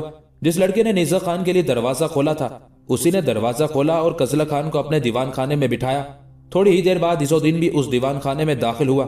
आगे बढ़कर पुरजोश अंदाज में कजला खान से मुसाफा किया। उसके शाने पर हाथ रखते हुए उसे नशिस्त पर बिठाया, खुद भी उसके सामने बैठ गया। यहाँ तक कि कजला खान ने इज़ोद्दीन को मुखातिब किया, अमीर, आपने मुझे तलब किया है। इज़ोद्दीन मुस्कुराया, असबात में गर्दन हिलाई, फिर कहने लगा, हाँ, मैंने तुम्हें एक इंतहाई अहम काम के सिलसिले में बुलाया है। उसके बाद इज़ोद्दीन ने गुज़िश्ता दिन निज़ा खान से जो गुफ्तगू हुई थी उसकी तफसील कजला खान से कह दी थी। कजला खान सारी तफसील जानने के बाद गहरी सोचों में डूबा रहा। उसे उस हालत में देखते हुए इज़ोद्दीन ने फिर मुखातिब किया, कजला खान, क्या तुम एतमर को पसंद नहीं करते? इज़ोद्दीन के उन अल्फाज पर कजला खान चौंका था, कहने लगा, अमीर, आप किस किस्म की गुफ्तगू करते हैं? मैं समझता हूं जिस शख्स की जिंदगी की साथी और बीवी एतमर बनेगी वो दुनिया का खुशकिस्मत तरीन इंसान होगा। कजला खान के उन अल्फाज पर इज़ोद्दीन कहने लगा, सुनो, इस वक्त एक नहीं 2 लड़कियां तुम्हारी तरफ माइल हैं, एक एतमर, दूसरी रयान। अब मैं तुमसे पूछता हूं, इनमें से तुम अपने लिए किसका इंतखाब करना चाहोगे? इस पर हल्की सी मुस्कुराहट में कजला खान कहने लगा, अमीर, मेरी पहली पसंद और इंतखाब तो एतमर है, लेकिन मैं समझता हूं कि मैं इन दोनों ही के काबिल नहीं हूं। अमीर, एतमर अगर मुझे पसंद करती है तो ये मेरी खुशकिस्मती, मेरी खुशबख्ती है। पर यह सोचें कि कहां एतमर और रयान और कहां कजला खान। मेरे पास छोटा सा एक मकान है और वो भी किसी का दिया हुआ, जिसे मैंने अपनी कमाई से नहीं खरीदा। गो आपकी मेहरबानी से वो मकान इस वक्त मेरे नाम है, लेकिन मैं समझता हूँ जिस माहौल में एतमर ने परवरिश पाई है, जिंदगी बसर की है, ऐसा माहौल कम अज कम मैं तो उसे मुहैया नहीं कर सकूंगा। जवाब में इज़ोद्दीन कहने लगा, कजला खान, ऐसी कोई बात नहीं है। एतमर बहुत अच्छी लड़की है। वो बुरे से बुरे, बद से बदतरीन हालात में भी तुम्हारा साथ दे सकती है, इसलिए कि वो तुम्हें पसंद करती है। और फिर एतमर खुद भी बड़े बदतरीन हालात से गुजर चुकी है। उसे तुम्हारे हालात का भी इल्म है और तुम्हारे मुतालिक वो बड़ी तफसील से जानती है। अगर तुम्हारा माहौल और तुम्हारा रहन सहन उसे पसंद ना होता तो कजला खान, वो कभी भी ना तुमसे मोहब्बत करती ना तुम्हारी तरफ माइल होती। उसने अपने माँ बाप के सामने इस बात का इजहार कर दिया है कि अगर उसकी शादी होगी तो सिर्फ कजला खान से, वरना उसने अपने माँ बाप से कहा है अगर ऐसा ना होने पाए तो फिर वो अपनी हवेली में उसे एक कमरा दे दे जिसमें वो मुजर्रद की हैसियत से अपनी सारी जिंदगी गुजार देगी। अब बोलो बेटे, तुम क्या कहते हो? कजला खान कुछ देर खामोश रहा, फिर कहने लगा, अगर एतमर इस पर रजामंद है कि वो मेरे माहौल में जिंदगी बसर कर सकती है तो फिर उसे अपनाते हुए मैं अपने आप को खुशबख्त तस्वुर करूंगा। कजला खान के उन अल्फाज पर इज़ोद्दीन मुस्कुराया और कहने लगा, तुम्हारे जवाब ने मुझे खुश कर दिया है। देख बच्चे, हमारे यहाँ जो राइज रस्म और रिवाज है उनके मुताबिक बेटे वाले बेटी वालों के यहाँ रिश्ता मांगने के लिए जाते हैं। चुनाचे मैं चाहता हूँ यही इज्जत अफजाई निज़ा खान और उसके अहले खाना की होनी चाहिए। गुज़िश्ता दिन निज़ा खान मेरे पास आया था, तफसील के साथ तुम्हारे मुतल्लिक गुफ्तगू हुई थी। कल वो फिर आएगा। और जो इस वक्त तुम्हारे साथ मेरी गुफ्तगू हो रही है इससे मुतालिक मैं उसे आगाह करूंगा। उसके बाद उससे मामला तय करने के बाद तुम्हारी तरफ से मैं तुम्हारे लिए एतमर का रिश्ता मांगने के लिए जाऊंगा। इस तरह निज़ा खान के अहले खाना की इज्जत अफजाई भी हो जाएगी, एतमर भी खुश हो जाएगी कि अगर उसने कजला खान को चाहा तो कजला खान ने भी उससे मोहब्बत की है। इसी बिना पर कजला खान की तरफ से उसका हाथ मांगने में पहल की गई है और मेरे ख्याल में हमारी तरफ से यह अमल एतमर की खुशी और उसकी इज्जत अफजाई के लिए एक बेहतरीन और उम्दा कदम होगा। इज़ोदीन जब खामोश हुआ तब बड़ी बेचारगी और आजिज़ी में कजला खान कहने लगा, अमीर, इस वक्त तो मेरे पास शादी का कोई सामान ही नहीं है। इसके अलावा इज़ोदीन ने मुस्कुराते हुए हाथ बुलंद करते हुए कजला खान को रोका, फिर कहने लगा, इस सिलसिले में तुम्हें परेशान होने की जरूरत नहीं है। मैं कल तुम्हारी तरफ से एतमर का रिश्ता मांगने के लिए जाऊंगा। जाहिर है वो हाँ करेंगे, इसलिए कि वो बेटी वाले हैं, उनकी बेटी तुम्हें पसंद करती है। जब वो हाँ करेंगे तो उस मौके पर मैं यही मशवरा दूंगा कि पहले तुम्हारी और एतमर की मंगनी तय होनी चाहिए। कुछ अरसा मंगनी रहे, उसके बाद जब तुम समझोगे कि तुम्हारे हालात अब काफी बेहतर हो गए हैं तो फिर तुम दोनों की शादी का एहतमाम कर दिया जाएगा। इसी दौरान मंगनी के बाद तुम और एतमर दोनों मिलकर रयान से मुतल्लिक भी कोई बेहतर फैसला कर सकते हो। बोलो, क्या तुम्हें मंजूर है? इस पर कजला खान खुशी का इजहार करते हुए कहने लगा, अमीर, अगर ऐसा हो जाए तो ये मेरे लिए ज्यादा सहूलत और खुशी का मकाम होगा। इस पर इज़ोदीन ने भी खुशी का इजहार किया था। किसी को आवाज देकर उसने बुलाया और वहीं खाना लाने के लिए कहा। चुनाचे वही लड़का जिसने दरवाजा खोला था खाना उठाकर वहीं ले आया। कजला खान ने इज़ोदीन के साथ खाना खाया, फिर इज़ोदीन से इजाजत लेकर वो उठा तो उसे अचानक कुछ याद आया। इज़ोदीन को मुखातिब करके कहने लगा, अमीर, क्या मुझे एतमर के लिए मंगनी की अंगूठी का एहतमाम कर लेना चाहिए? जवाब में मुस्कुराते हुए इज़ोदीन ने नफी में गर्दन हिलाई, फिर कहने लगा, कजला खान, तुम्हारी हैसियत मेरे बेटे की सी है, ये जहमत तुम्हें उठाना नहीं पड़ेगी। तुम बेफिक्र रहो, मैं खुद 2 बेहतरीन अंगुश्तरियों का एहतमाम करूंगा। दोनों अंगुश्तरियां एक जैसी होंगी। मंगनी की अंगुश्तरी के लिए निज़ा खान को भी जहमत नहीं करना पड़ेगी। वही दोनों अंगुश्तरियां निज़ा खान के यहाँ ले जाएंगे। एक एतमर तुम्हें पहनाएगी, दूसरी तुम एतमर को पहना देना। इस तरह जब तुम दोनों की मंगनी हो जाएगी तो तुम एक दूसरे से मिल सकोगे, अपना मुद्दा और अपने मुस्तकबिल से मुतालिक भी एक दूसरे से बेहतर अंदाज में गुफ्तगू कर सकोगे। मंगनी के लिए जो दिन मुकर्रर होगा उसके लिए मैं तुम्हें आगाह कर दूंगा। उसके साथ ही खुशी का इजहार करते हुए इज़ोदीन से इजाजत लेकर कजला खान वहां से निकल गया था। उससे अगले रोज शाम के करीब निज़ा खान फिर इज़ोदीन की हवेली में दाखिल हुआ और इज़ोदीन ने उसे कजला खान से होने वाली सारी गुफ्तगू से आगाह कर दिया था। ये सारी गुफ्तगू सुनकर निज़ा खान की खुशी की कोई इंतहा ना थी। फिर इज़ोदीन निज़ा खान को मुखातिब करके कहने लगा, निज़ा खान, मैं जिस मौजू पर गुफ्तगू करने लगा हूं उससे मुतालिक मैंने कजला खान को भी समझा दिया है और उस मौजू पर मैं उससे मजीद गुफ्तगू कर लूंगा। अब तुम यहां से वापस जाने के बाद अपनी बेटी एतमर को यही तासुर दोगे कि कजला खान ने मेरे लिए उसका रिश्ता मांगा है। निज़ा खान, देखो एतमर अगर तुम्हारी बेटी है तो उसकी हैसियत मेरे यहां भी बेटी की सी है। बेटी के बड़े हकूक होते हैं। ये तो वाज़ेह और आया है कि एतमर कजला खान को पसंद करती है। जब तुम एतमर से जाकर यह कहोगे कि इज़ोदीन के तवस्सुत से कजला खान ने उसका रिश्ता मांगा है, तब एतमर के दिल में कजला खान की कदर और कीमत और ज्यादा हो जाएगी। उसे ये एहसास होगा कि अगर वो कजला खान को पसंद करती है तो कजला खान भी उसे चाहता और पसंद करता है। इसी बिना पर उसने उसका रिश्ता मांगने में पहल की है। इस तरह जहां तुम्हारी और तुम्हारे अहले खाना की इज्जत अफजाई होगी वहां एतमर के जज्बात और उसकी मोहब्बत की भी कदरदानी होगी। उसके बाद कुछ देर तक इज़ोदीन के साथ निज़ा खान की उस मौजू पर मजीद गुफ्तगू हुई। उसके बाद निज़ा खान इज़ोदीन के यहाँ से उठकर अपनी हवेली की तरफ चला गया था। चंद रोज बाद इज़ोदीन एक रोज शाम से थोड़ी देर पहले निज़ा खान की हवेली में दाखिल हुआ। उस मौके पर एतमर और उसकी माँ करातीस दोनों घरेलू कामों में मसरूफ थी, जबकि निज़ा खान और बारबत दोनों बाप बेटा दीवान खाने में बैठे हुए थे। इज़ोदीन की आमद पर निज़ा खान ने अपने बेटे बारबत के साथ शानदार अंदाज में इज़ोदीन का इस्तकबाल किया। जब दीवान खाने में बैठ गए तब इज़ोदीन निज़ा खान को मुखातिब करके कहने लगा, निज़ा खान, आज कजला खान मेरे पास आया था और उसी से सलाह मशवरा करने के बाद मैं तुम लोगों के पास हाजिर हुआ हूं। मैं चाहता हूं कि तुम दोनों के साथ मिलकर एक दिन मुकर्रर कर लें जिस रोज एतमर और कजला खान की मंगनी की रस्म अदा कर दी जाए। मैं चूंकि कजला खान को अपना बेटा कह चुका हूं, लिहाजा इस रस्म में जो अखराजात होंगे वो सब मैं खुद बर्दाश्त करूंगा। कजला खान को कुछ नहीं करना पड़ेगा। निज़ा खान, आपका बेटा बारबत इस वक्त आपके पास ही बैठा हुआ है। ये अभी मासूम और नाबालिग है। मेरे ख्याल में आपके फैसले के खिलाफ ये कोई एतराज ना करेगा, ना कर सकता है। मैं चाहता हूं इस सिलसिले में अपनी बीवी और बेटी से भी बात कर लो। मेरा अपना इरादा है कि कल ये रस्म बखैर खूबी अदा कर दी जाए।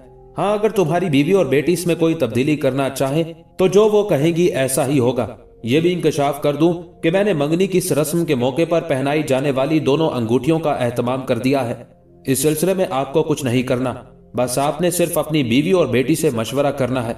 इज़ुद्दीन जब खामोश हुआ तब निज़्ज़ा खान इज़ुद्दीन की तरफ देखते हुए कहने लगा, अमीर, आप मेरी बेटी को देख चुके हैं, वो आपसे पर्दा नहीं करती।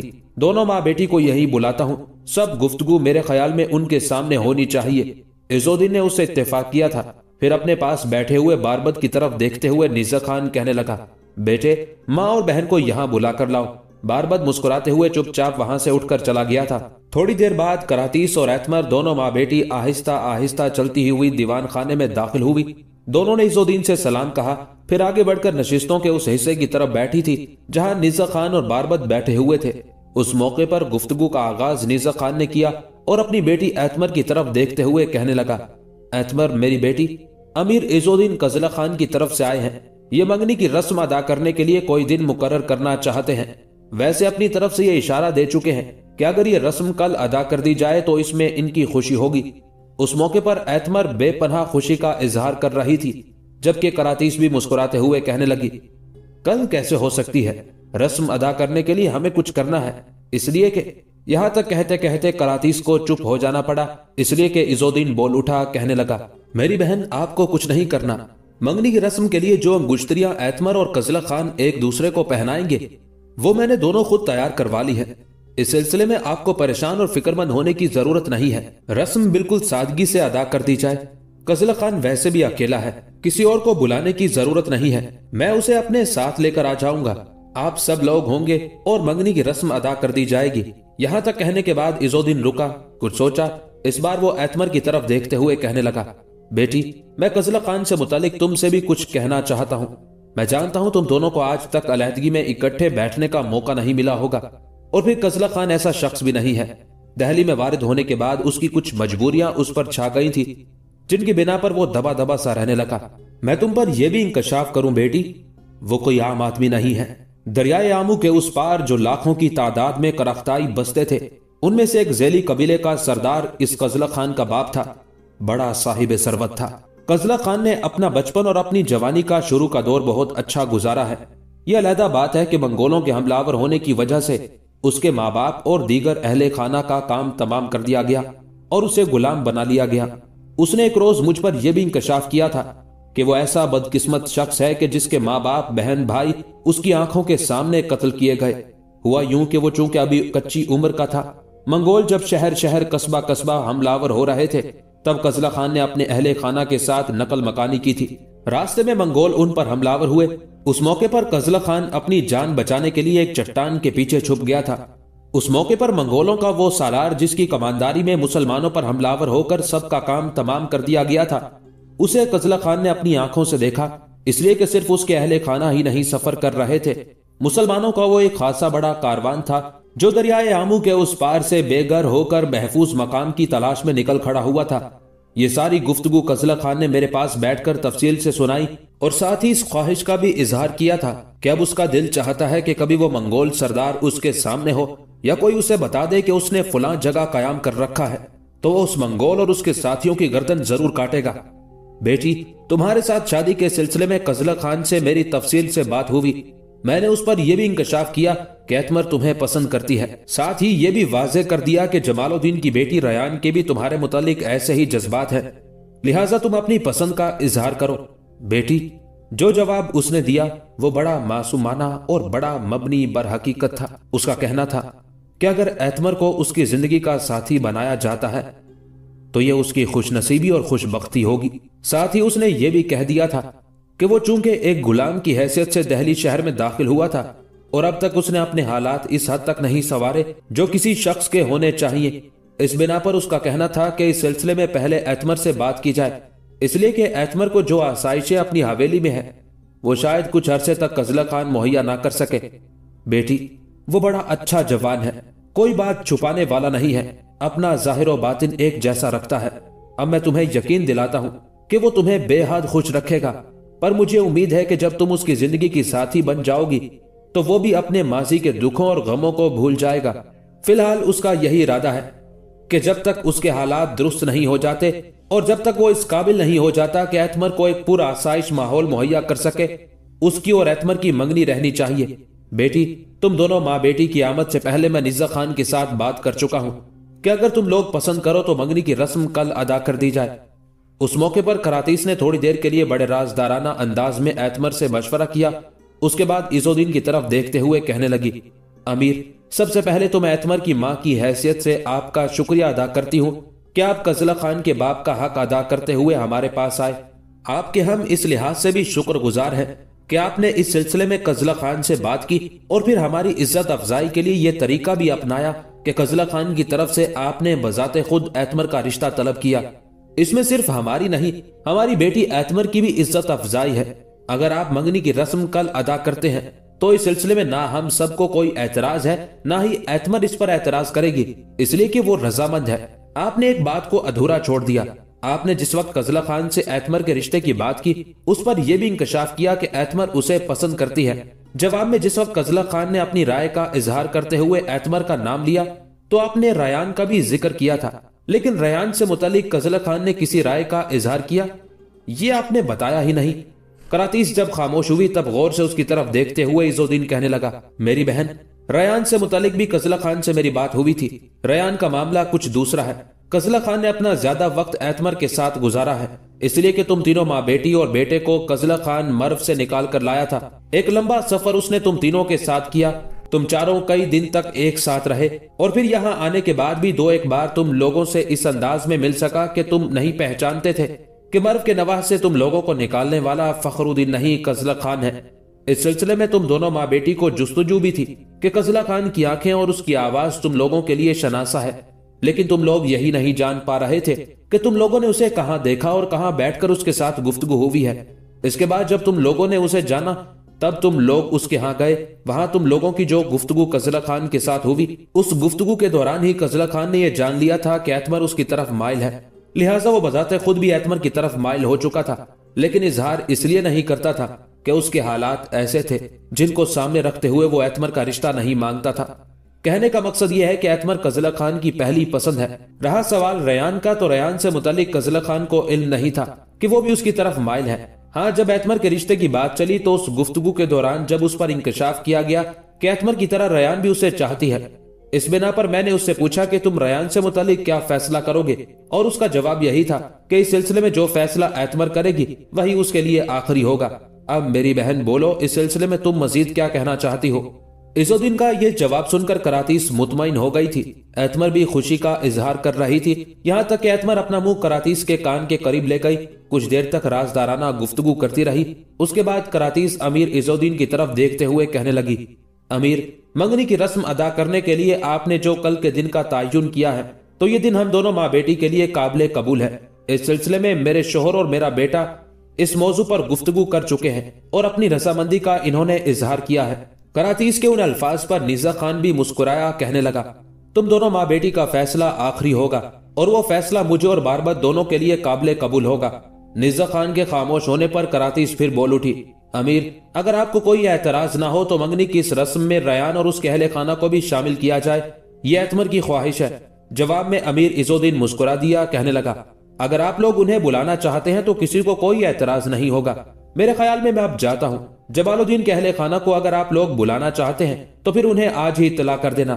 मैं यहाँ से निकलकर सीधा कजला खान की तरफ जाऊंगा और उसे इस सारी सूरत हाल से आगाह करूंगा। हम सिर्फ दो ही आएंगे, मैं और कजला खान। हमारे साथ कोई तीसरा फर्द नहीं होगा।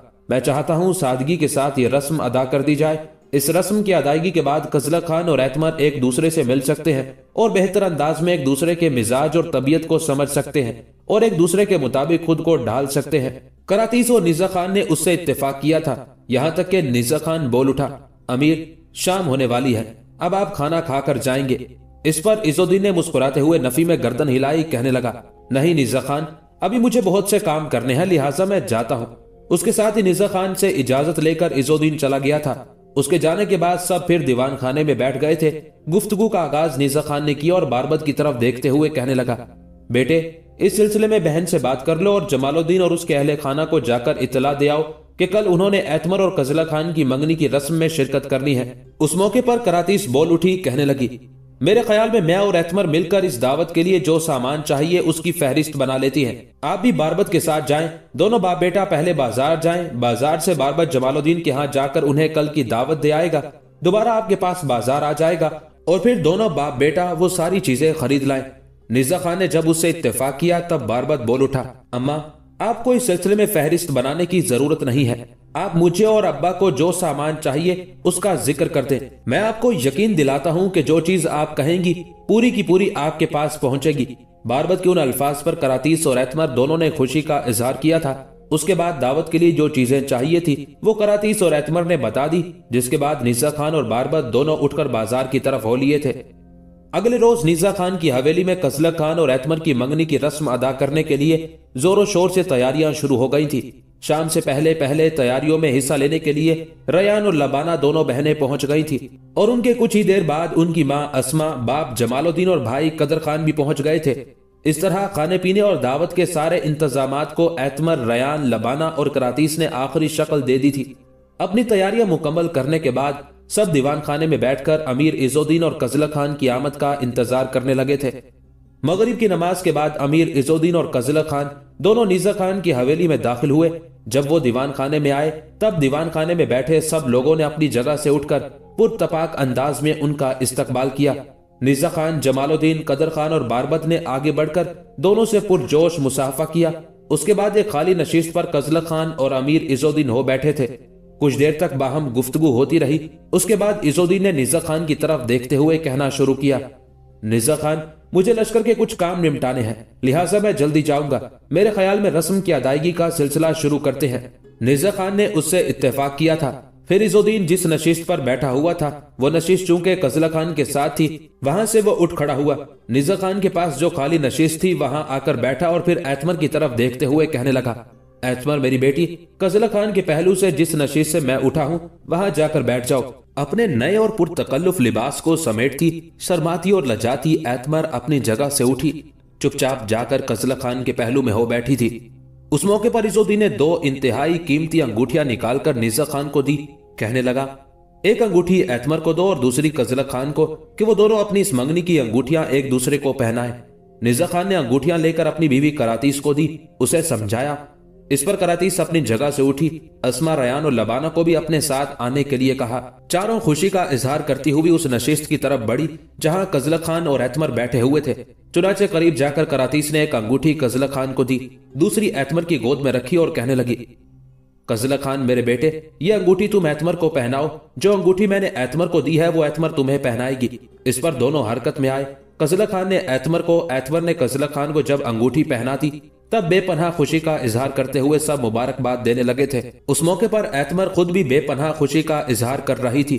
उस खुशी के दौरान रयान अपना मुंह एतमर के कान के करीब ले गई, फिर मुस्कुराती हुई आवाज में कहने लगी, एतमर, मैं तुझे अपने दिल की गहराइयों से मुबारकबाद देती हूँ कि तू अपनी मंजिल को पहुंची। जो तेरे इरादे, जो तेरी ख्वाहिशें थी, उनकी तकमील होगी। इस मौके पर मैं तुमसे एक बात कहूंगी कि इस सिलसिले में हम फकीरों को भी याद रखना। रयान के उन अल्फाज पर एतमर मुस्कुरा दी थी, फिर धीमे लहजे में कहने लगी, रयान, तुम मेरे दिल में बसती हो, तुम्हें परेशान और फिक्रमंद होने की जरूरत नहीं है। एतमर से फारिग होने के बाद रयान ने चाहत भरे अंदाज में कजलक खान की तरफ देखा, फिर कहने लगी, मैं आपको भी इस मुबारक मौके पर शानदार अंदाज में मुबारकबाद देती हूँ। उसके बाद सब बारी बारी उठकर एतमर, कजलक खान और एतमर के अहले खाना को मुबारकबाद देने लगे थे। उस मौके पर जबकि करातीस फिर आकर अपनी उसी नशीस पर बैठ गई थी जहां से उठकर वो कजलक खान और एतमर की तरफ गई थी, निज़ा खान उसे मुखातिब करके कहने लगा, मेरे ख्याल में जल्दी जल्दी खाने का एहतमाम करते हैं। अमीर इज़ुद्दीन कह रहे थे उन्हें लश्कर के कुछ मामलात निपटाने हैं, उन्हें जाने में जल्दी है। करातीस ने उससे इत्तेफाक किया। एतमर को करातीस ने अपनी जगह बैठने के लिए कहा। रयान, लबाना और अस्मा के साथ मिलकर उसने वहीं खाना लगाया। बड़े खुशगवार माहौल में सबने खाना खाया। उसके बाद कुछ देर बातचीत हुई, यहाँ तक कि अमीर इज़ुद्दीन अपनी जगह पर उठ खड़ा हुआ और निज़ा खान की तरफ देखते हुए कहने लगा, निज़ा खान, मैं अब जाता हूँ। बस जो मामला तय करने के लिए मैंने इरादा किया था आज उसे अंजाम तक पहुंचाया। यूं जानो आज मैं बेहद खुश हूँ, इसलिए कि कजलक खान को मैंने अपना बेटा बनाया है और उसकी खुशी अब मेरी खुशी है। मुझे अब इजाजत दे, मैं जाता हूँ। अमीर इज़ुद्दीन के उन अल्फाज के साथ ही कजलक खान भी जब अपनी जगह पर उठ खड़ा हुआ तब ताज्जुब से उसकी तरफ देखते हुए इज़ुद्दीन कहने लगा, कजलक खान, तुम क्यों उठ खड़े हुए हो? तुम मेरे साथ नहीं जाओगे, यहीं रहोगे। अब एतमर ही नहीं, इस पूरी हवेली के साथ तुम्हारा एक रिश्ता, तुम्हारा एक नाता है। तुम जब और जिस वक्त चाहो यहाँ आ सकते हो। बच्चे तुम बैठो, मैं चंद काम निपटाने के लिए जाता हूँ। इस पर कजला खान खुशी का इजहार करते हुए कहने लगा, मैं कम से कम आपको हवेली के दरवाजे तक तो छोड़ने जा सकता हूँ। इज़्ज़ुद्दीन मुस्कुरा दिया। कजला खान उसके साथ हो लिया, हवेली के सदर दरवाजे तक साथ गया। उसके बाद वो दोबारा दीवान खाने में दाखिल हुआ तो उसने देखा दीवान खाने में सिर्फ उसी नशिस्त पर एतमर बैठी हुई थी जहां वो इससे पहले कजला खान के पहलू में थी। इसके अलावा वहां कोई और नहीं था। ये सूरत हाल देखते हुए कजला खान ठटका। दीवान खाने में दाखिल होकर वो एतमर के साथ जाकर नहीं बैठा, बल्कि उसके सामने खाली एक नशिस्त पर हो बैठा। फिर कहने लगा, बाकी लोग कहां चले गए? एतमर अपनी जगह से उठी, उस नशिस्त पर आकर बैठी जिस नशिस्त पर कजला खान हो बैठा था। फिर बड़े प्यार बड़ी चाहत में उसे मुखातिब करके कहने लगी, वो सब लोग दूसरे कमरों की तरफ शायद इस नजरिए से चले गए हैं कि वो मुझे और आपको अलहदगी में गुफ्तगू करने का मौका फराहम करना चाहते हैं।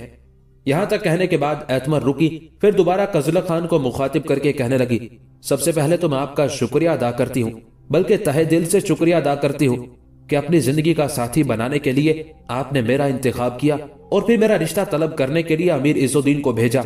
इसमें न सिर्फ आपने मेरे अहले खाना बल्कि मेरी इज्जत अफजाई का भी सामान किया। अब मैं आपसे ये पूछती हूँ कि जिस वक्त मेरा और आपका रिश्ता हो रहा था तो आपने अमीर इज़्ज़ुद्दीन से ये क्यों कहा था कि इस वक्त आपके हालात ऐसे नहीं है कि आप मेरे बाप से मेरा रिश्ता मांगे, और ये कि आप एतमर को आसाइशें नहीं दे सकेंगे जो उसे उसके माँ बाप के घर में हासिल है। मैं आप पर इंकशाफ करूं कि मैंने आपके माहौल, आपके साजो सामान से तो मोहब्बत नहीं की, मैंने तो आपकी जात को चाहा है।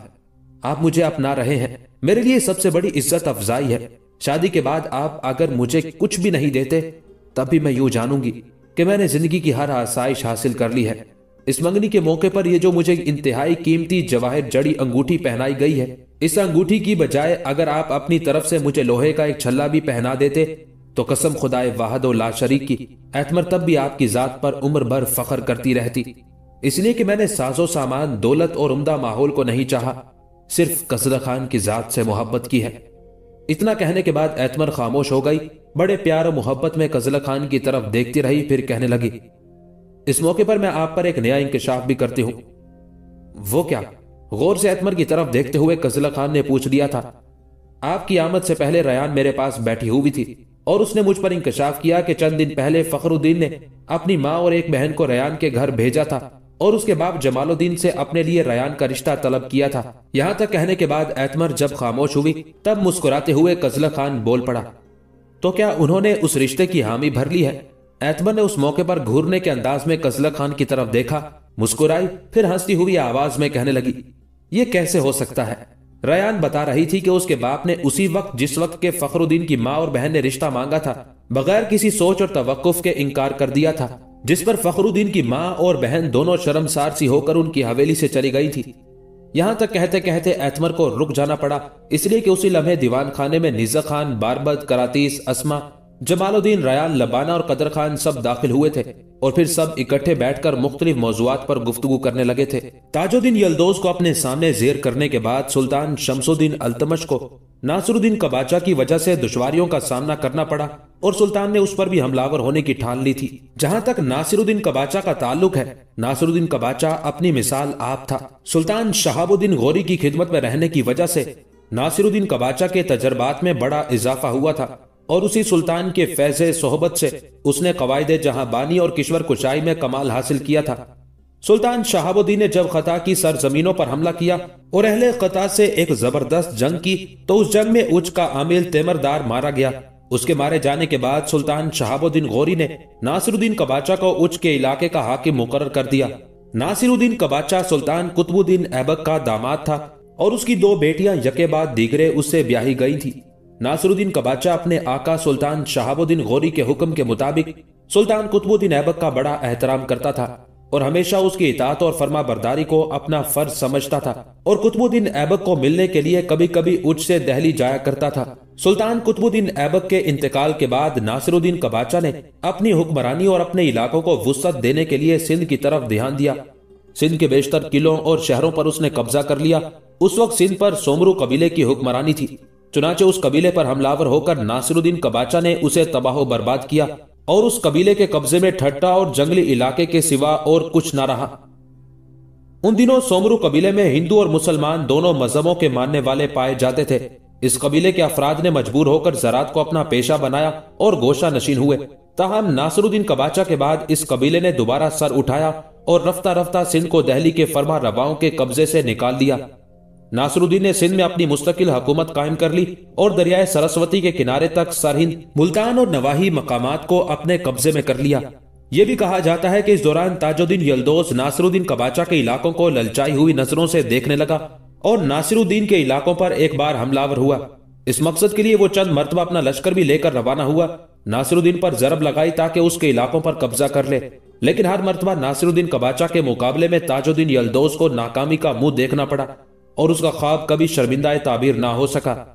इसके बाद नासिरुद्दीन के हौसले ऐसे बढ़े कि नासिरुद्दीन ने लाहौर पर हमला किया और उसका काफी इलाका अपने कब्जे में कर लिया। इसी दौरान उसे मालूम हुआ कि सुल्तान शमसुद्दीन अल्तमश उसका मुकाबला करने के लिए आ रहा है। वो खौफजदा हुआ। सुल्तान शमसुद्दीन अल्तमश की मुस्तैदी का अंदाजा इससे होता है कि उसने रज़्मगाह तक जल्द अज जल्द पहुंचने के लिए अपना घोड़ा दरिया में डाल दिया और उसकी तरफ देखते हुए सारे लश्कर ने अपने घोड़ों को दरिया में डाल दिया। ये सूरत हाल देखते हुए नासिरुद्दीन कबाचा ऐसा खौफजदा हुआ कि सुल्तान शमसुद्दीन अल्तमश का मुकाबला किए बगैर ही भाग गया। उसके बाद ऐसा हुआ कि 611 हिजरी में कुछ खिलजी अपने आप को खूब मुसल्ला करके बड़ा लश्कर तैयार करके नासिरुद्दीन कबाचा पर हमलावर हुए, लेकिन नासिरुद्दीन कबाचा ने उन पर हमलावर होकर उन्हें शिकस्त से दो चार करके गजनी की तरफ भाग जाने पर मजबूर किया। इस दौरान नासिरुद्दीन कबाचा एक अच्छा काम भी करता रहा। वो ये कि जिस जमाने में चंगेज खान के इंसानियत सोज हमले मुसलमानों के लिए सुहाने रूप बने हुए थे, तो गजनी और गौर के मुसलमान नासिरुद्दीन कबाचा के पास आए। नासिरुद्दीन ने सबकी दिलजोई की और उनमें से हर शख्स को उसकी हैसियत के मुताबिक इनामो इकराम से भी नवाजा। ताहम उसके बाद नासिरुद्दीन कबाचा पर हिर्सो हवस का दौरा पड़ा। 614 हिजरी में उसने सुल्तान शमसुद्दीन अल्तमश के कुछ इलाकों पर हमलावर होकर तुर्को ताज और यलगार करना शुरू कर दी। ये सूरत हाल सुल्तान शमसुद्दीन अल्तमश के लिए बड़ी तकलीफ दे और नाकाबिले बर्दाश्त थी। चुनाचे सुल्तान शमसुद्दीन अल्तमश नासिरुद्दीन कबाचा पर जरब लगाने के लिए अब अपनी तैयारियों को आखिरी शक्ल देने लगा था। कजला खान एक रोज अपने घोड़े को खुरैरा कर रहा था कि मकान के दरवाजे पर दस्तक हुई। खुरैरा हाथ में पकड़े ही पकड़े वो बैरूनी दरवाजे की तरफ गया। दरवाजा जब उसने खोला तो दरवाजे पर हसीनो खूबसूरत एतमर और बारबत दोनों बहन भाई खड़े थे। कजला खान को उस हालत में देखते हुए एतमर मुस्कुराती मकान में दाखिल हुई। बारबत ने दरवाजा बंद किया। फिर एतमर गौर से कजला खान की तरफ देखते हुए कहने लगी, आपके हाथ में खुरैरा है, लगता है आप घोड़े को खुरैरा कर रहे थे। इस पर कजला खान ने मुस्कुराते हुए गर्दन हिलाई, फिर दीवान खाने की तरफ बढ़ा। खुरैरा एक तरफ उसने रख दिया। उसके पीछे पीछे एतमर और बारबत दोनों बहन भाई भी दीवान खाने में दाखिल हुए। तीनों नशिस्तों पर बैठ गए। गुफ्तगू का आगाज एतमर ने किया और कजला खान को मुखातिब करके कहने लगी, हमने सुना है कि आने वाली सुबह को सुल्तान अपने लश्कर के साथ नासिरुद्दीन कबाचा पर जरब लगाने के लिए कूच करने वाला है। इस पर कजला खान ने पहले असबात में गर्दन हिलाई, फिर कहने लगा, एतमर तुमने दुरुस्त सुना है, लश्कर अगली सुबह को नहीं बल्कि आने वाली शब के पिछले पहर को दिल्ली से कूच कर जाएगा। उस मौके पर एतमर ने गौर से कजला खान की तरफ देखा, फिर कहने लगी, इसका मतलब है कि अगर मैं और बारबत दोनों बहन भाई इस वक्त ना आते तो आने वाली शब के पिछले पहर में आप हमसे मिले बगैर ही लश्कर में शामिल होकर कूच कर जाते। ये तुम्हारा अंदाजा है। मुस्कुराते हुए कजला खान ने कहा, और यह अंदाजा दुरुस्त नहीं है। कूच करने से पहले मैं जरूर तुम्हारे यहाँ आता और तुम लोगों से मिलकर जाता। देखो एतमर, तुम्हारे साथ अब मेरा एक रिश्ता है जिसे मैं कभी फरामोश नहीं कर सकता। कजला खान के उन अल्फाज पर एतमर संजीदा हो गई, फिर कहने लगी, बाबा ने बताया था कि आप लश्कर के साथ कूच करने वाले हैं। इस बिना पर मैं बाबा और अम्मा से इजाजत लेकर आई हूं ताकि आपकी रवानगी से कबल आपके लिए कुछ चीजें खरीद सकूं। मेरे लिए चीजें खरीद सको? वो कौन सी और कैसी चीजें? बारबत कजला खान और एतमर की उस गुफ्तगू से मुस्कुराए जा रहा था और लुत्फ अंदोज हो रहा था। फिर एतमर कजला खान को मुखातिब करते हुए दोबारा बोल उठी, आपके लिए कुछ कपड़े और दीगर सामान। दीगर सामान में क्या चीजें होती हैं? इस पर एतमर खुलकर हंसती कहने लगी, इस वक्त मैं कुछ नहीं बताऊंगी, जब बाजार से लौट कर आऊंगी फिर बताऊंगी कि मैंने आपके लिए क्या खरीदा है। एतमर यहीं तक कहने पाई थी कि कजला खान अपनी जगह पर उठ खड़ा हुआ, कहने लगा, तुम दोनों बहन भाई बैठो, मैं बस अभी आया। उसके साथ ही बड़ी तेजी से कजला खान दीवान खाने से निकल गया। थोड़ी देर बाद वो लौटा। उसके हाथ में नकदी की एक थैली थी और वो थैली उसने एतमर के सामने रखी और कहने लगा, अगर तुमने मेरे लिए कुछ खरीदना ही है तो नकदी की ये थैली अपने साथ लेकर जाओ और तुम सारी खरीदारी इसी में से करोगी। एतमर ने मुस्कुराते हुए नफी में गर्दन हिलाई, कहने लगी, नहीं, ऐसा नहीं होगा। जिस खरीदारी का मैं जिक्र कर रही हूं उसकी इजाजत मैं बाबा और अम्मा से ले चुकी हूं। इसके लिए बाबा ने मुझे रकम भी फराहम कर दी है, लिहाजा आपसे मैं कुछ नहीं लूंगी। इसलिए ये जो थैली आप निकाल कर लाए हैं इसे संभाल कर रखिए। इसे जहां से लाए हैं वहीं रखाइए। मैं आपसे कुछ नहीं लूंगी। जैसा मेरे बाबा और अम्मा के दरमियान तय हुआ है उसी के मुताबिक खरीदारी की जाएगी। उस मौके पर कजला खान मजीद कुछ कहना चाहता था कि उसके बोलने से पहले ही एतमर बोल उठी, कहने लगी, इस वक्त मैं और बारबद आपके पास इसलिए आए हैं ताकि आपसे ये कहें कि आप तैयार होकर हमारी हवेली में आ जाइए। शाम का खाना आप वहीं खाएंगे, शब बसरी भी वहां करेंगे और जिस वक्त लश्कर ने कूच करना होगा उस वक्त आप हवेली से निकलकर मुस्तकर की तरफ चले जाइएगा। एतमर जब खामोश हुई तब कजला खान मुस्कुराते हुए कहने लगा, एतमर, जो कुछ तुमने कहा है इसमें से आधा मैं मानने के लिए तैयार हूं, बाकी आधा जो है। कजला खान को खामोश हो जाना पड़ा, इसलिए कि उसकी बात काटते हुए एतमर बोल उठी, बाकी आधा आप क्यों नहीं मानते? उस मौके पर कजला खान संजीदा हो गया, कहने लगा, एतमर, रवानगी से पहले मैं तुम्हारे यहां आऊंगा, तुम लोगों से मिलकर जाऊंगा, शाम का खाना भी तुम लोगों के साथ खा लूंगा, लेकिन शब बसरी नहीं करूंगा। देखो एतमर, कजला खान को एक बार फिर रुक जाना पड़ा, इसलिए कि बीच में एतमर बोल उठी, अब आप ये कहेंगे कि अगर आप शब बसरी वहां करते हैं तो लोग उंगलियां उठाएंगे, ये कहेंगे कि कजला खान निज़ा खान की हवेली में क्यों शब बसरी करता है, क्यों कयाम करता है। सबसे बड़ा एतराज तो फखरुद्दीन करने वाला है। ये भी सोचते होंगे कि लोग कहेंगे कि निज़ा खान के यहाँ उसकी एक नौजवान बेटी है, लिहाजा कजला खान को वहां कयाम नहीं करना चाहिए। और आप ये भी तो सोचेंगे निज़ा खान की जो बेटी है उसे तो हालात ही नहीं, माँ बाप ने भी आपसे मंसूब कर दिया है। मेरा आपके साथ एक रिश्ता है, उस रिश्ते को सामने रखते हुए आप जब और जिस वक्त चाहे हमारी हवेली में आ सकते हैं, शब बसरी भी कर सकते हैं, किसी को कोई एतराज नहीं होना चाहिए। और अगर कोई एतराज खड़ा करता है तो वो हमारा क्या बिगाड़ लेगा? कजला खान कहने लगा, एतमर, जो रिश्ता मेरे और तुम्हारे दरमियान है वो बड़ा बाइज्जत और बड़ा पुरवकार है, उस रिश्ते से हमें कोई महरूम नहीं कर सकता। फखरुद्दीन जैसे हजारों आ जाएं तब भी मेरे और तुम्हारे दरमियान जो रिश्ता है उसे ये लोग खत्म नहीं कर सकते। जहां तक फखरुद्दीन का ताल्लुक है, अब उसकी मजाल और जुरत नहीं कि मेरे और तुम्हारे दरमियान वो इस मामले में बोल भी सके। एतमर, मैं तुमसे वादा करता हूं कि मैं तुम्हारे यहाँ आऊंगा, वहां कुछ देर बैठकर मुस्तकर की तरफ जाऊंगा, सारे इंतजामात देखूंगा, वापिस आकर शाम का खाना आप लोगों के साथ खाऊंगा, उसके बाद मैं घर वापिस नहीं आऊंगा, वहीं से मुस्तकर की तरफ चला जाऊंगा और लश्कर के साथ वहीं से कूच कर जाऊंगा। इतना कहने के बाद कजला खान रुका, फिर बड़ी गौर से एतमर की तरफ देखते हुए प्यार भरी आवाज में एतमर से कहने लगा, अब बोलो तुम क्या कहती हो? एतमर मुस्कुरा दी, कहने लगी, अब तो मेरे लिए आपकी बात ना मानना भी गुनाह है, बहरहाल आप जैसा कहेंगे वैसा ही होगा। मैं अब बारबद के साथ बाजार जाती हूँ और रयान के यहाँ जाऊंगी, उसे साथ लेकर फिर बाजार का रुख करूंगी। आप यहाँ से निकलकर सीधे हमारे यहाँ जाइएगा और वहीं कयाम कीजिएगा। उसके साथ ही एतमर अपनी जगह पर उठ खड़ी हुई। इस पर बारबद और कजला खान भी खड़े हो गए। उसके बाद कजला खान दोनों बहन भाई को दरवाजे तक छोड़ने आया। एतमर और बारबद चले गए और कजला खान पहले की तरह दरवाजे को अंदर से जंजीर लगाकर अपने घोड़े को खुरैरा करने लगा था। बाजार से एतमर जब लौट कर आई तो उसके साथ उसका भाई बारबद और रयान दोनों थे। जब वो दीवान खाने में दाखिल हुए तो दीवान खाने में उस वक्त निज़ा खान और करातीस दोनों मियाँ बीवी बैठे किसी मौजू पर गुफ्तगू कर रहे थे। एतमर, रयान और बारबद ने जो सामान उठा रखा था वो दीवान खाने के कोने में रख दिया था। जब तीनों नशिस्तों पर बैठ गए तब कुछ देर तक एतमर ने जुस्तजू भरे अंदाज में इधर उधर देखा। अपनी माँ और निज़ा खान को मुखातिब करके कुछ कहना ही चाहती थी कि उससे पहले ही निज़ा खान बोल उठा, बेटी, कजला खान काफी देर यहाँ बैठकर और तुम्हारा इंतजार करके थोड़ी देर पहले ही गया है।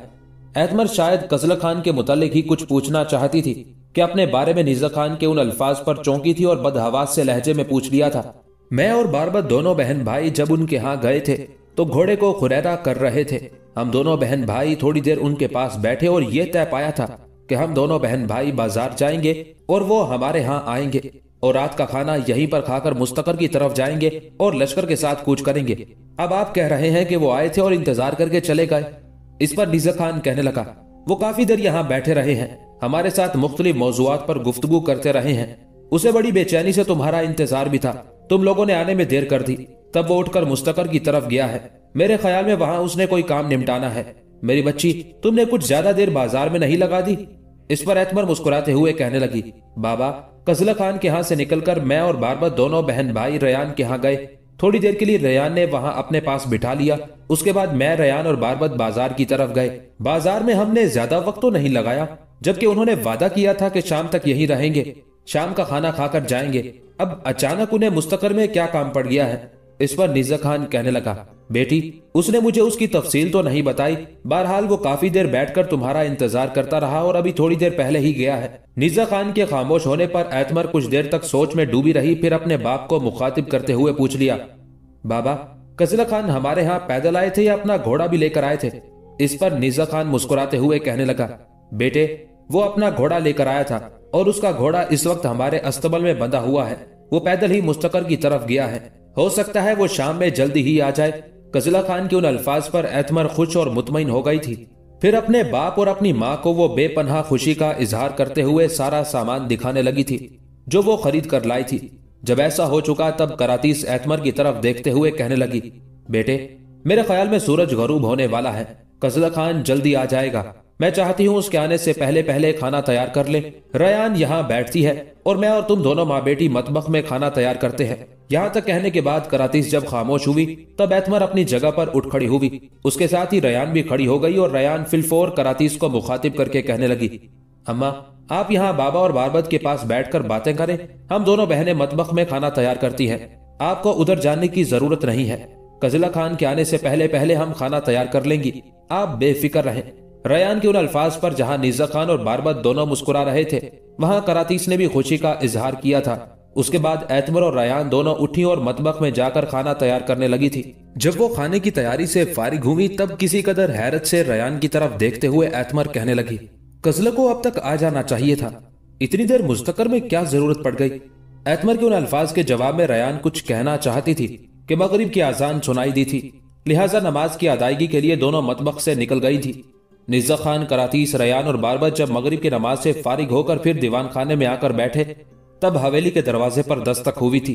इस पर बारबत बेपनाह खुशी का इजहार करते हुए कहने लगा, मेरे ख्याल में भाई आ गए हैं, मैं दरवाजा खोलता हूँ। उसके साथ ही बारबत भागता हुआ बाहर चला गया। थोड़ी देर बाद वो आया, उसके साथ कजला खान भी था। दोनों दीवान खाने में दाखिल हुए। कजला खान को देखते हुए एतमर और रयान दोनों खुश हो गई थी। कजला खान जब आगे बढ़ा तब बड़ी शफकत में उसे मुखातिब करते हुए निज़्ज़ा खान कहने लगा, बेटे, मुस्तकर में तुमने इतनी देर कर दी? इस पर कजला खान कहने लगा, बाबा, दरअसल बात यह है कि सुल्तान और इज़ुद्दीन दोनों मुस्तकर में पहुंचे हुए थे। लश्कर की रसद का एहतमाम किया गया। उसके साथ ही जिस लश्कर ने आज रात को कूच करना है उसका तायुन किया गया और जरूरत के वक्त जिस कुमक की जरूरत हो सकती है उसे भी तैयार किया गया। अब सारी तैयारी मुकम्मल हुई तो मैं आप लोगों की तरफ आया। कजला खान जब खामोश हुआ तब करातीस एतमर की तरफ देखते हुए कहने लगी, बेटी, उठो, पहले साथ वाले कमरे में खाना लगाएं, खाना खाते हैं, उसके बाद देखते हैं हमने क्या करना है। उसके साथ ही सब उठ खड़े हुए, साथ वाले कमरे में गए। पहले फर्श पर खजूर के पत्तों से बनी हुई एक काफी बड़ी चटाई एतमर और बारबत ने फैलाई। उसके ऊपर सफेद रंग की चादर डाल दी गई थी। फिर उस पर बैठकर सब खाना खाने लगे थे। खाना खाने के बाद जब सब दीवान खाने में आए तब निज़्ज़ा खान की तरफ देखते हुए कजला खान कहने लगा, बाबा, मैंने एतमर और बारबत के साथ जो वादा किया था पूरा कर दिया है। इनका तकाजा था कि आज शाम का खाना इनके साथ खाऊं, ऐसा हो चुका है। अब मुझे इजाजत दे, मैं मुस्तकर की तरफ जाता हूं, इसलिए कि बाकी सालार भी वहां पहुंच चुके होंगे, लिहाजा मेरा वहां पहुंचना बहुत जरूरी है। कजला खान की उन अल्फाज पर निज़्ज़ा खान अपनी जगह पर उठ खड़ा हुआ, कहने लगा, बेटे, अब मैं तुम्हें रोकूंगा नहीं, साथ ही तुम्हारे लिए दुआ भी करता हूं कि जिस मुहिम पर तुम निकल रहे हो खुदावंद तुम सबको उसमें कामयाब रखे। निज़्ज़ा खान जब खड़ा हुआ तब उसकी तरफ देखते हुए एतमर, करातीस, बारबत और रयान भी खड़े हो गए थे। उस मौके पर बारबत दीवान खाने के दरवाजे की तरफ जाते हुए कजला खान को मुखातिब करके कहने लगा, भाई, आप सबके साथ हवेली के सदर दरवाजे के पास रुके, मैं अस्तबल से आपका घोड़ा लेकर आता हूँ। उसके साथ ही बारबत तकरीबन भागता हुआ अस्तबल की तरफ चला गया था। कजला खान और बाकी सब लोग हवेली से निकलकर सदर दरवाजे पर आन खड़े हुए थे। इतनी देर तक बारबत कजला खान का घोड़ा ले आया था। अपने घोड़े की बाग पकड़ते हुए कजला खान ने सबसे पहले एतमर और रयान पर बारी बारी एक प्यार भरी अलविदाई निगाह डाली। उसके बाद निज़्ज़ा खान, करातीस और बारबत को अलविदा किया, हवेली से निकला, अपने घोड़े पर सवार हुआ और उसे एड़ लगाता हुआ मुस्तकर की तरफ चला गया था। उसी रोज रात के वक्त सुल्तान शमसुद्दीन अल्तमश अपने लश्कर के साथ दिल्ली से कूच कर गया था। दरअसल नासिरुद्दीन कबाचा ने इंतहाई गैर जिम्मेदारी का मुजाहरा करते हुए सुल्तान शमसुद्दीन अल्तमश के इलाकों पर हमलावर होकर बाज इलाकों को अपनी अमलदारी में शामिल करना शुरू कर दिया था।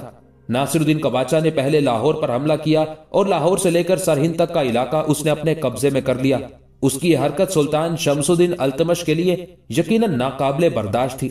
लिहाजा नासिरुद्दीन कबाचा को सजा देने के लिए सुल्तान शमसुद्दीन आंधी और तूफान की तरह उसकी तरफ बढ़ा।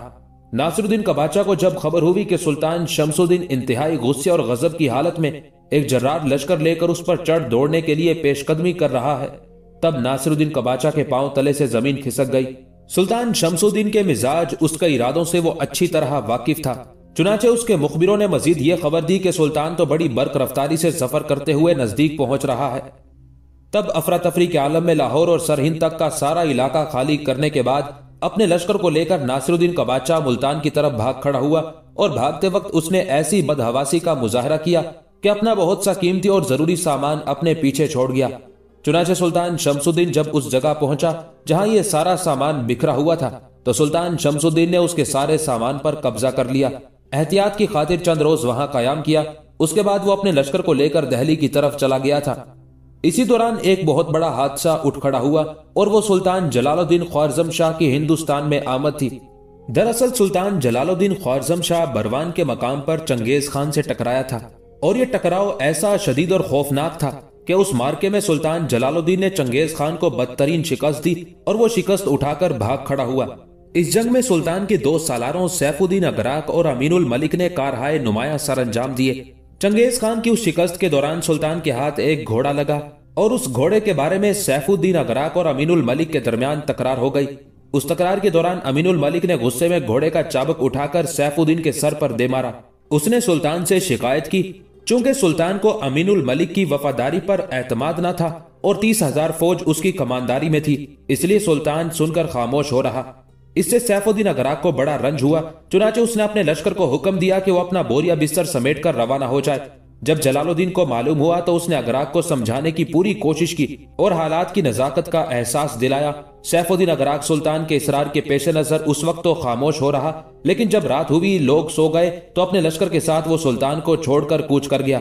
सुल्तान जलालुद्दीन के हाथों शिकस्त उठाने के बाद चंगेज खान अभी तक तालिकान के इलाके में पड़ाव किए हुए था और उसे मुनासिब मौके का इंतजार था कि सुल्तान जलालुद्दीन से अपनी शिकस्त का इंतकाम ले। जब उसे इल्म हुआ कि सुल्तान का एक सालार सैफुद्दीन अगराक सुल्तान को छोड़कर अलहदा हो गया है, तो उसने सुल्तान से इंतकाम लेने और सुल्तान पर जरब लगाने के लिए अपने लश्कर को कूच का हुक्म दिया। सुल्तान को भी उसके मुखबिरों ने इतला कर दी थी कि सैफुद्दीन अगराक के जाने और उसके लश्कर की तादाद कम होने से चंगेज खान फायदा उठाना चाहता है। चुनाचे सुल्तान को भी मौके की नजाकत का सही अंदाजा हो गया। उधर चंगेज खान तालिकान से निकलकर फिर बरवान की तरफ रवाना हुआ ताकि सुल्तान से अपनी शिकस्त का इंतकाम ले, जबकि सुल्तान अपने लश्कर की हालत देखते हुए बरवान से गजनी की तरफ रवाना हो गया था ताकि मौका पाकर दरियाए सिंध को अबूर करके हिंदुस्तान चला जाए और वहां किस्मत आजमाई करे। जब चंगेज खान बरवान के मकाम पर पहुंचा तो सुल्तान गजनी से आगे निकल गया था। चंगेज खान भाप गया कि सुल्तान क्या करना चाहता है, इसलिए उसने अहद कर लिया कि जिस तरह भी हो सका वो सुल्तान जलालुद्दीन को दरियाए सिंध अबूर नहीं करने देगा। चुनाचे बड़ी तेजी से सुल्तान के पीछे लग गया। यह ताकुब ऐसा खौफनाक था और चंगेज खान को इतनी जल्दी थी कि बाज औकात रातों को भी आराम नहीं करता था और लश्करियों को इतना मौका भी ना मिलता था कि वो खाना पका सके। दूसरी तरफ यही हालत सुल्तान की भी थी। चुनाचे वो अपने लश्कर के साथ दरियाए सिंध के किनारे जाकर पड़ाव कर गया। रात की तारीकी में चंगेज खान भी वहां पहुंच गया और सुल्तान जलालुद्दीन और उसके लश्कर को उसने घेर लिया।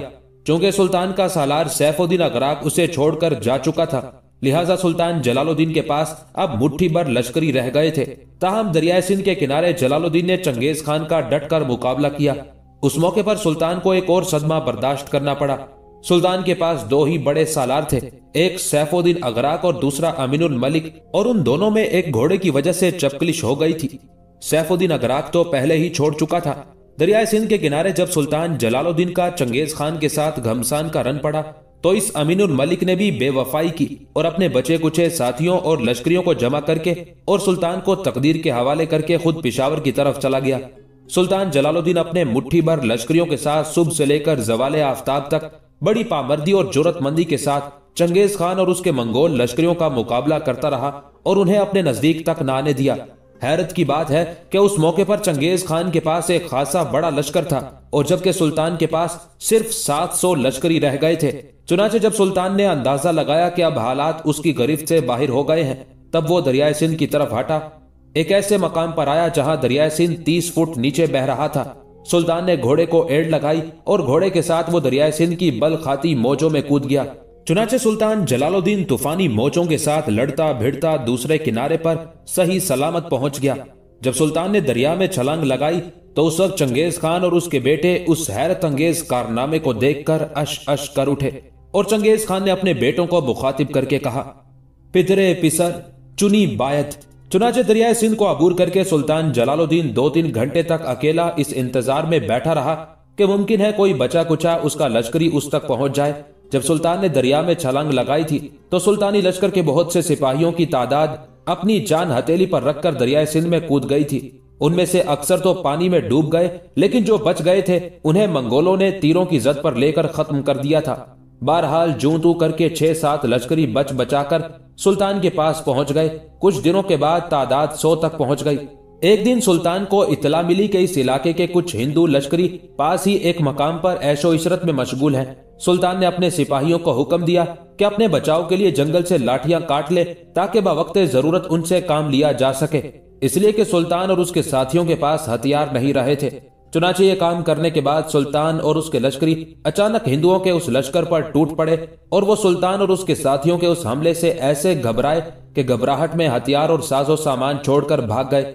ये सुल्तान जलालुद्दीन के लिए गैबी इमदाद थी, इसलिए कि सुल्तान के सब लश्करी निहत्ते थे। मंगोलों के ताक़ुब का तो डर था ही, मकामी आदमी भी कुछ कम खतरनाक न थे। उस इलाके का हुक्मरान एक हिंदू राजा था। जब राजा को सुल्तान की मौजूदगी का इल्म हुआ तो वो 1000 प्यादा और 500 सवारों का लश्कर लेकर सुल्तान पर हमलावर हो गया। सुल्तान की रफाकत में मुट्ठी भर जाननिसार थे और अक्सर निहत्ते, लेकिन ऐसी पामर्दी से लड़े कि हिंदू राजे को बदतरीन शिकस्त हुई। राजा मारा गया। अब सुल्तान के लश्कर में रोज बारोज इजाफा हो रहा था। चुनाचे रफ्ता रफ्ता सुल्तान के लश्कर की तादाद चंद सैकड़ों तक पहुंच गई। एक दिन सुल्तान को खबर मिली कि मरने वाले राजा के लश्करियों का एक हिस्सा सुल्तान की कयामगाह के करीब ही पड़ाव किए हुए है। चुनाचे सुल्तान ने अपने लश्करियों के साथ अचानक उन पर छापा मारा और वो लश्करी सारा साजो सामान और हथियार छोड़कर भाग गए और इस तरह सुल्तान के पास हथियारों का मामूली सा जखीरा भी जमा हो गया। जब सुल्तान की उन यलगारों की खबरें इर्द गिर्द के छोटे मोटे राजाओं और महाराजाओं को मिली तो उन्हें भी अपना मुस्तकबिल खतरे में घिरा नजर आने लगा। चुनाचे सलाह मशवरा होने लगा कि इस फितने का सद्देबाब कैसे किया जाए ताकि सुल्तान के कदम जमने ना पाए। ये वो वक्त था जब सुल्तान की कमान में बामुश्किल 500 लश्करी होंगे। तय पाया कि 6000 के लश्कर से सुल्तान पर हल्ला बोल दिया जाए और उसे घेर कर गिरफ्तार कर लिया जाए या कत्ल कर दिया जाए। लेकिन दुश्मन को सुल्तान की शुजात और जंगी महारत का कोई अंदाजा ना था और जिस काम को वो आसान समझे बैठे थे वो बहुत मुश्किल था। हस्बे मामूल जब दुश्मन सुल्तान पर हमलावर हुए तो सुल्तान ने अपने मुट्ठी भर साथियों के साथ उन्हें बदतरीन शिकस्त दी और मैदान सुल्तान के हाथ में रहा। अभी तक सुल्तान के बिछड़े हुए लश्करी 2-2, 4-4 की तादाद में लश्कर में आकर शामिल हो रहे थे और उनकी तादाद 5-6 हजार तक पहुंच गई। दूसरी तरफ चंगेज खान अभी तक दरियाए सिंध के उस पार पड़ाव किए हुए था और सुल्तान की उन छोटी छोटी फतुहात की खबरें सुनकर गुस्से में बल खा रहा था। आखिर उसने एक भारी लश्कर सुल्तान के ताक़ुब में रवाना किया। कहा जाता है कि लश्कर चंगेज खान ने अपने बेटे चुगताई खान की सरकर्दगी में रवाना किया था। चूंकि सुल्तान जलालुद्दीन के हालात अभी तक हद दर्जे नासाजगार थे, इसलिए उसने दिल्ली का रुख किया था ताकि सुल्तान शमसुद्दीन अल्तमश, जो उस वक्त हिंदुस्तान का हुक्मरान था, उससे मंगोलों के खिलाफ इमदाद का तालिब हो। उधर मंगोलों का लश्कर सुल्तान के ताक़ुब में लगा और मंगोल शाहपुर तक आए, लेकिन जब देखा कि सुल्तान बहुत आगे निकल गया है तो वो शाहपुर को लूटकर वापस चले गए। चुनाचे सुल्तान जलालुद्दीन दारुल सल्तनत दिल्ली तक पहुंचा और उसने अपने एक सालार ऐनुल मलिक को अल्तमश के दरबार में इस गरज के लिए रवाना किया कि वो तमाम वाकयात शमसुद्दीन अल्तमश के गोश गुजार करके दरख्वास्त करे कि शमसुद्दीन अल्तमश अपनी कलमरो के किसी दूर दराज कोने में सुल्तान जलालुद्दीन को थोड़ी सी जागीर अता कर दे। शायद इस तरह सुल्तान जलालुद्दीन अपने खिलाफ हालात का रुख बदलने में कामयाब हो जाए। लेकिन चूंकि सुल्तान जलालुद्दीन अपनी जंगी महारत और बहादुरी की वजह से इर्द गिर्द के सारे हुक्मरानों के लिए हवा बना हुआ था, इसलिए सुल्तान शमसुद्दीन अल्तमश अजीब मखमसे में फंस गया। कई दिन खुसर फुसर होती रही, किसी नतीजे पर ना पहुंच सका। इस दौरान सुल्तान जलालुद्दीन का एलची ऐनुल मलिक सुल्तान अल्तमश के पास कयाम किए रहा।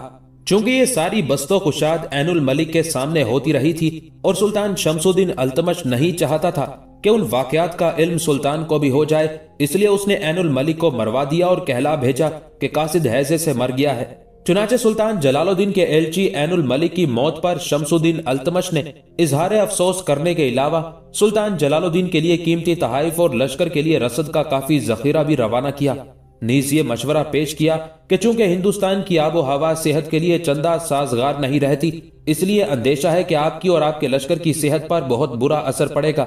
लेकिन अगर आप इस पर भी अपना इरादा बदलने पर आमादा ना हो तो दिल्ली के नवाह में जमीन का एक टुकड़ा पेश किया जा सकता है। सुल्तान जलालुद्दीन ने सुल्तान शमसुद्दीन अल्तमश के उस जवाब से अंदाजा लगा लिया कि दिल्ली का हुक्मरान तबका उसकी आमद से नाखुश है, इसलिए उसे मजीद कयाम नहीं करना चाहिए। चुनाचे लश्कर को वापसी का हुक्म दिया। उस वक्त तक सुल्तान जलालुद्दीन की कमानदारी में 10,000 जानिसार जमा हो चुके थे। दरियाए सिंध के किनारे से मुल्हका इलाके हुकूमत दिल्ली की बालादस्ती से आजाद होने की वजह से छोटी छोटी रियासतों में बटे हुए थे।